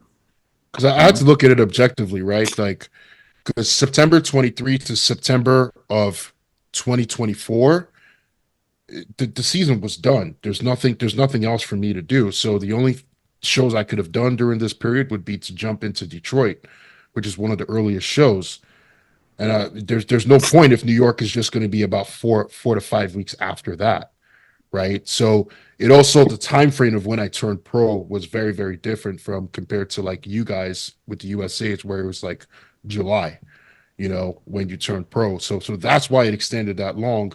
But at the same time too, the way I thought about it is like, man, if I'm really going to be in this pro league, we've talked about this extensively. It's like I think you guys talked about it where it's like, at what point do you look at your competitions and say this shit is not worth it? You know what I mean? So if this shit is going to be worth it for me to spend the money and spend the time to be able to compete in the pro league, let's be real. I needed the size. Like I had the detail, I had everything else. It was the size that I needed. So that's what we focused on. And hopefully the size is enough at this point, to at least have some kind of reputable result this contest Yeah. season. So you I just have to tell look at things objectively, you just have to be objective with yourself and be honest. originally I had the Yeah. same plan as Ken. I don't know if you guys remember that. And the only reason I competed was Justin came to visit and he saw me in person and he told me he wanted me to. He wanted me to do the Cut cow. down. Yeah, yeah. I mean, yeah. We always thinking that it's about time Joe cuts down a little bit. No, this is actually this was before I turned into Fat Joe. So I was still conditioned from the show, but that rebound got me to 280 pounds. And so when No, he no. saw me in person, I It's had not like even a. veins in my back and detail still. It's not even a fat thing. You just look very, very big. You just look like almost too big for some reason. Which is, you weigh a lot, but still the way I think the way you carry it, you look like you look like you have more than enough size to say that. So somebody messaged me the other day on on my comments saying, "Yo, dog, is your heart okay?" I was like, "I think so." I Yeah. think you're all right. You don't think about it, right? Because you're sitting in your own body. But Joe, you're currently one of the biggest guys. You, Stu, you guys are like bigger Yeah. guys in the league. You know Sure. what I mean? You just don't think about it because you're sitting in your body every single day. But How's Yeah. that working size out for wise, us? Yeah, for real. I was like, sometimes I think to myself, man, I wish I took 2 years. Well, we know how all the pros look, right? And so we could objectively know who's big and who's not. And yeah, there are some Stu and Joe are some of the biggest people in the entire league for sure. Yeah. And it's very evident. We see it even frame wise, structure wise, the whole thing, stature wise. You can see it. So yeah, man, this is pretty. One thing that's real interesting is, like, for example, Ken has taken these last 2 years to put on pro level size at a decent pace, right? This whole off season after the Cal, Justin's focus for me was not getting big anymore. So the mindset going into this was fucking weird. Like, it's only till this point where now I'm starting to feel the food, and it's pretty. I'm over it. But I'm also at a place where it's like I'm 296 pounds, and my peak off season in 23, I was 302. I look different, but the approach to get there was so different. Wait. Even training, You weigh 296 pounds right now? yeah, 296.8 yesterday. Wait, since when did you start going up like that? I thought you were like After a I came 280. back from Las Vegas. Oh, When I okay. came back from Las Vegas, so I haven't talked about this much, but when Ashley got pregnant, you ever heard of fucking sympathy sickness? Yeah. I was getting nauseous and shit and having a really hard time eating. So I was stuck in like the 280s forever. And I would tell Justin, like, dude, like, I know this doesn't sound like me, but I have zero appetite. Like, I can't eat. And then It's a lot going on. but once Ashley started feeling better, I swear to God, I started being able to eat again. And so I've been able to put down the food. So my body literally like fucking blew up out of nowhere the last 2 weeks. And That makes sense. Yeah. but I was able to eat the carbs. Like, Yeah. I was able to get the calories in and everything, and so my body has responded fast. Yeah. I mean, it's like maybe not exactly the same, but it's like I've had instances where I had a friend who was like in a hospital, right? And you lose your appetite. Like you said, sympathy sickness. It's a little bit different, but I think it's a similar response your body gets because you're worried about somebody else, right? Yeah, it was the word. So I don't know if I truly believe it's like, oh well, oh, sorry, someone called me. I don't truly believe that. How the fuck do I end this? Well, Okay, we can see. okay, so as long as you see me. So I don't truly believe it's like, oh, she's sick, so I'm sick. It was more so like you said, there's like a certain stress or worry that comes with, man, I hope she's okay. And I think that fucks with my appetite. For sure. Like, you can't fucking do anything, right? Like, you see them like kind of helpless. It's like you can't do anything to help. You have to be like supportive in a way. So it's like it's weird. But I lost my appetite pretty bad. Bro, if my girl is mad at me, I lose my appetite, bro. Like 100%. I fucking 100%. I'm like, damn, she mad at me still. Oh, How shit. do you Fuck. ever eat? You ever eat? Barely. Yeah, I barely get through that. Yeah, so I didn't talk about that much, but that's why I stayed in the 280s for so long. I was like stuck because I could not eat. Now I'm good, but she's good. So it's like mentally I'm okay. I can keep bodybuilding. It was hard. I'd probably feel sick if I heard I was going to be a dad as well for different reasons. I mean, to be honest, yeah. I mean, like, okay, it doesn't mean I'm not happy about it, but that's a lot of nerves. The nerves alone would make me feel a little uncomfortable, probably. Yeah. Like, I'm super excited. I don't want that to be the. No, sure. I'm super excited, like super like happy about it. I'm having a boy. I don't know if you guys saw that. And it's just like, but yeah, seeing her go through it fucked me up a little bit. I'm like, damn, I did that. That's fair. That's fair. That's fair. Yeah. All right, let's do one more. We've been off for a long time, no? Bro, we've been off for a minute. My camera just died. I'm still here. All right, okay. All right, let me make it. Where's your handsome picture like Ken's? Yeah, why you don't have that picture? Why don't you have a nice little suit looking like an educated black man?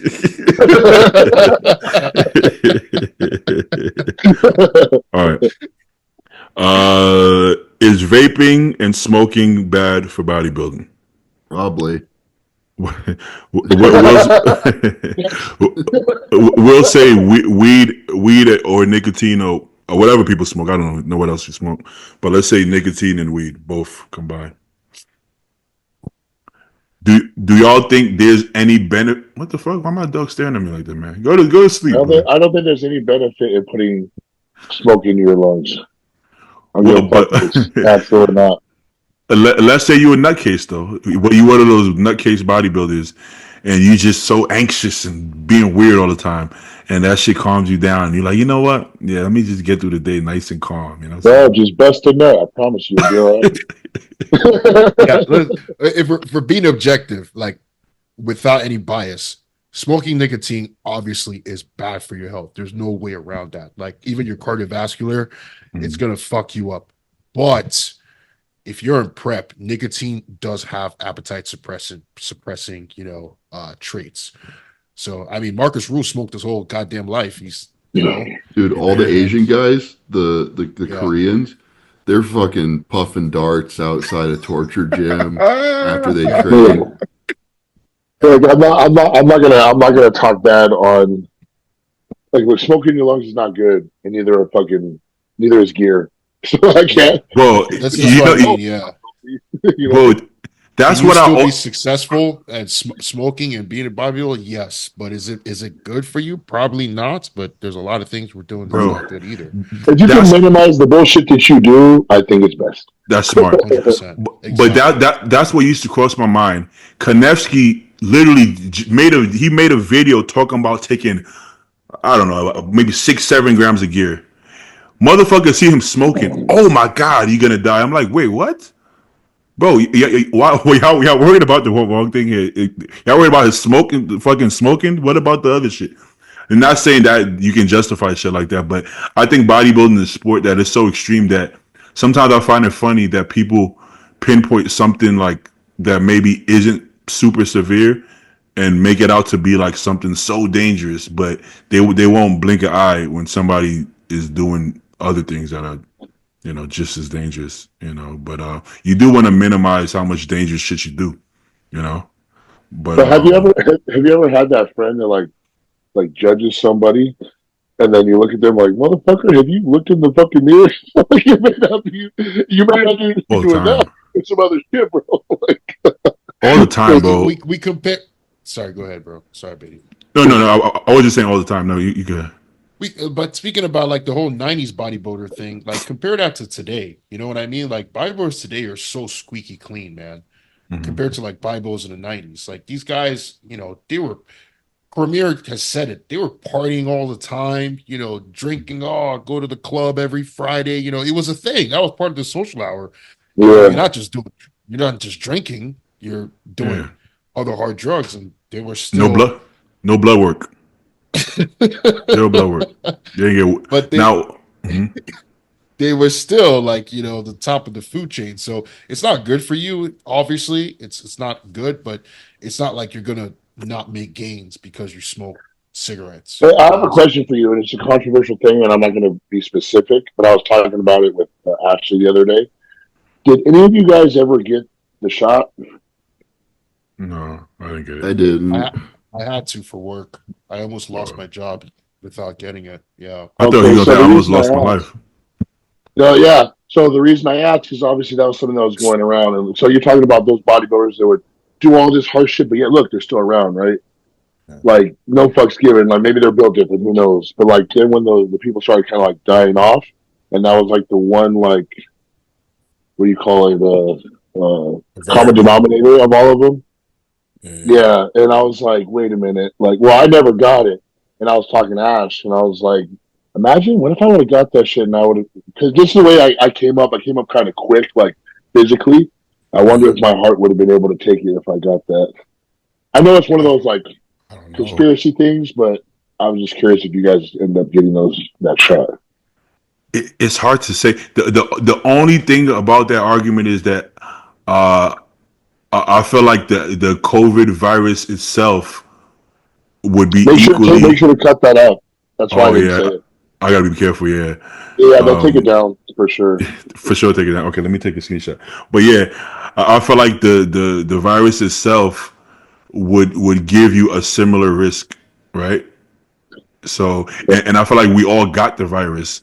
I can't say which one would be worse, but I feel like it would be similar. I would think it would be similar, you know. So that's the only thing. But I don't know, man. I don't. It's hard to It's really hard to say. say. Yeah, it's hard Yeah. to I was really super say. curious. I never asked you guys that question, but I'm like, dude, Yeah. we're all bodybuilders here, and I don't know why I never asked it, but it was just a topic that was brought up recently. I think there was a lot Yeah. of copium coming from the bodybuilding community too. Basically, like, you No. have people hammering drugs and, being very unhealthy and not taking care of themselves. Somebody dies, and then they're like, oh, it wasn't all the gear they were doing. It wasn't being 300 pounds. It was the shot. So I think there's both things going on there, you know? Yeah, I see. it's Yeah. always that it's almost the equivalent to that, oh, it's hereditary, right? Like that was always the Hmm. second excuse. If it's not that, it's oh, it's in the person's genes or whatever, they're susceptible to this, from their tree. But it's like you got to take into account everything. I don't know the answer personally. Could it have contributed? Probably, probably not. Who knows? Who Yeah. knows? But you can't Body. discount all the other stuff. Yeah, that's why it's hard for me to say because, again, like Yeah. Stu said, there's so many other caveats, right? It's just like, and it's almost like when someone passes away, the first thing that a lot of people do is they blame gear, right? But Yeah. we know there's more than this gear that goes on in the background too. So it's like, what was it? So that's something I was talking about. But bodybuilders do get pretty defensive when it comes to that, though. When it comes to bodybuilding deaths, but there's both sides because some people are way too quick to say gear, but then also people who are on gear, it's sometimes hard for them to admit the risk of gear because they don't want to, they don't want to. If you acknowledge it, it becomes real, and some people don't want it to be real. That's how I used to feel in my 20s. I felt like that. I would just try not to acknowledge it. I would just but you have to acknowledge it in order to do it properly. You You have know, to understand the risk. you talk about great genetics in the sport. I think one that's not talked about often is how some people's bodies actually like utilize gear, how they process it. I think that's a genetic component too. There's some people that can damn near like overdose status and they're fine. And For then there's sure. some people that do the bare minimum and then boom, they're gone. For So sure. it's like, Yeah. That's what I'm doing right now. I'm on more drugs than I've ever been on right now, and I feel great. Like, and it's working. And and I'm sure your blood works like yeah, not yeah, that. I monitor my shit just like I always have. But like the point is like I am more resilient than some other people, right? I think These this. thanks, Stu, because one thing they were talking about on Florence podcast was people that respond well to handling like high doses of gear and stuff. They're the ones who have no problem having babies. Just a heads up. I'll keep on being careful then. Yeah, so you being a hyper responder like myself, like I guess we're meant to shoot positive snubblings. So if my blood work, Cause my blood work it honestly barely budges. Right? Should I increase my gear? Should I like double it to see what happens? I did like a 40% increase, so Mm, start there. I'm gonna try it. You Thanks, know, Stu.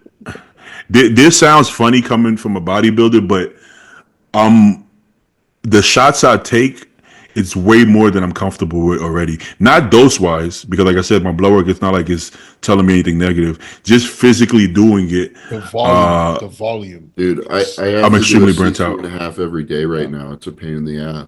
In the off season, you I'm know? over it.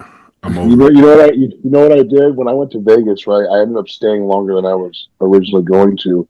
So I planned certain things. I was like, I'm not going to take stuff with me. And I wasn't going to put like my GH in my fucking father-in-law's fridge, you know? So over here, so I didn't take anything with me, right?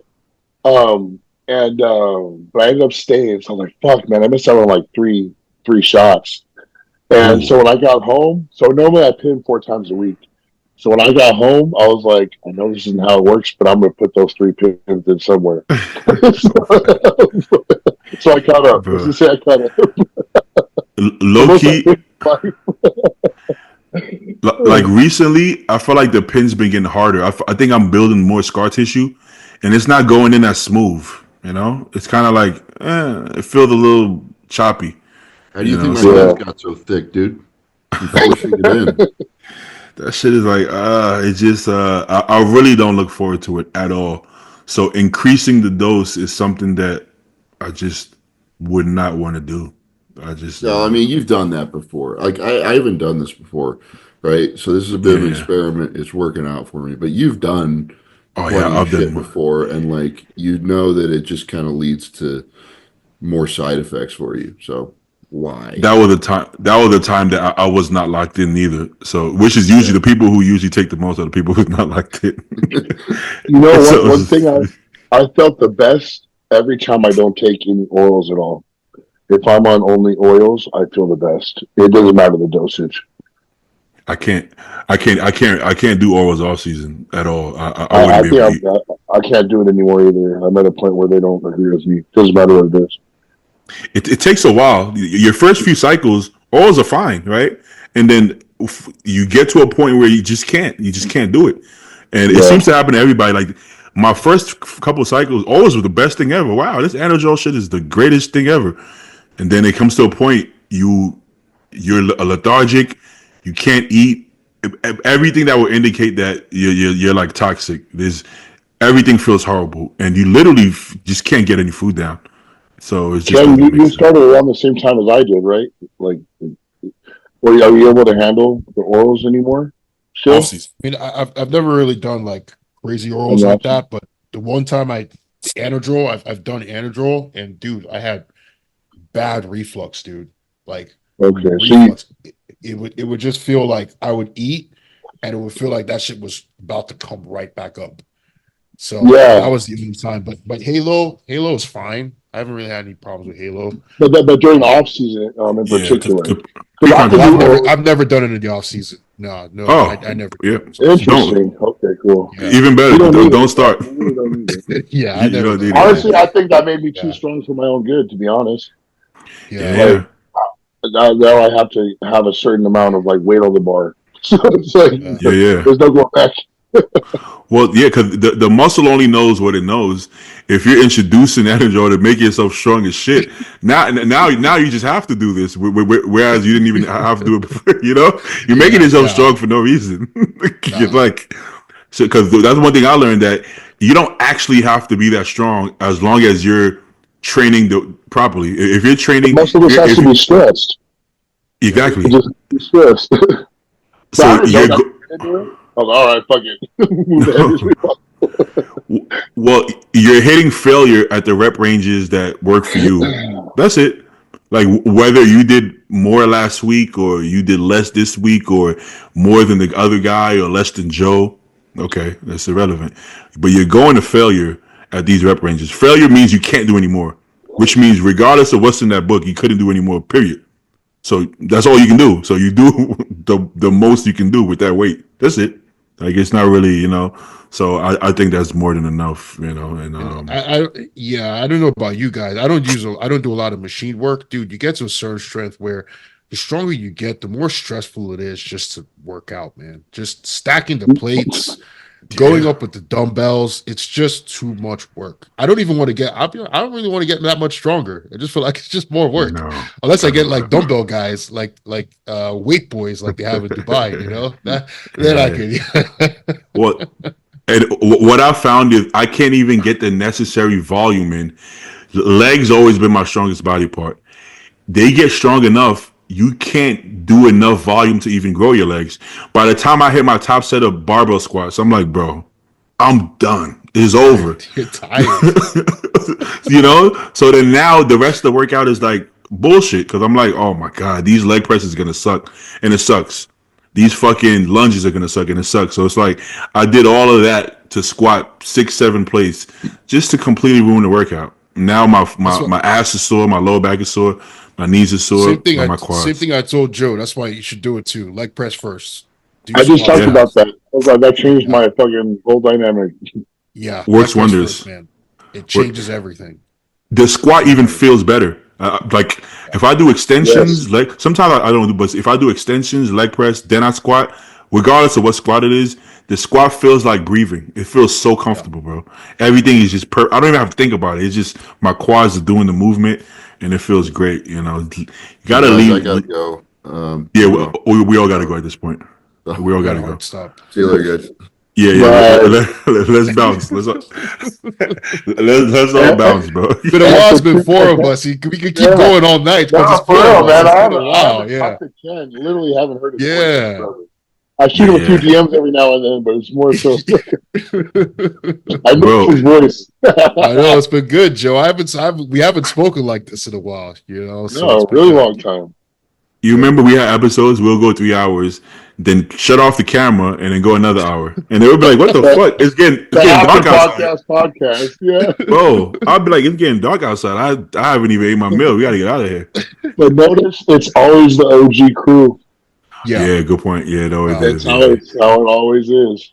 It's always yo. You know what I love also when I see the comments, like nobody's like, I never see like, hey bro, you need to get Lee Priest back on, get Nick Walker back on. Yeah. Everybody's like, where's Zayd? Where's Joe? Where's Ken? Where's Paul? I'm like, I like that. I like the fact that that's what they want to see. That's kind of dope. Don't get me wrong. Like I like having guests on, but it's dope that people are invested. That they just want to see the OG crew. That's fucking fire. Yeah. I like that.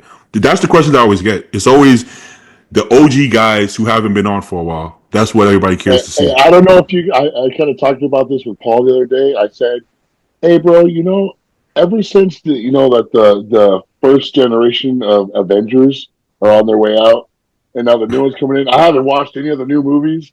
I'm like, where are the Avengers, dog? Oh man, I'm just saying, I see a correlation here. that shit. This podcast probably has the biggest crew, like as far as regulars, right? Yeah. There's so many regulars that I don't even know. It's like everybody's a regular. Literally, you have the OG crew, and everybody else is a regular. Like there's so much regulars, bro. It's insane. But it's fun. Honestly, it's fun. I think that's dope for the entire like generation. Like as far as everybody's so cool with each other. Like there's no animosity. Nobody has any animosity, and I think that's a beautiful thing because it doesn't have to be that way. We're not judges. It got nothing to do with us. We just working out. That's it. Simple as that. All right, gentlemen. Nice talking to y'all. Good seeing you guys. Bye. Yes.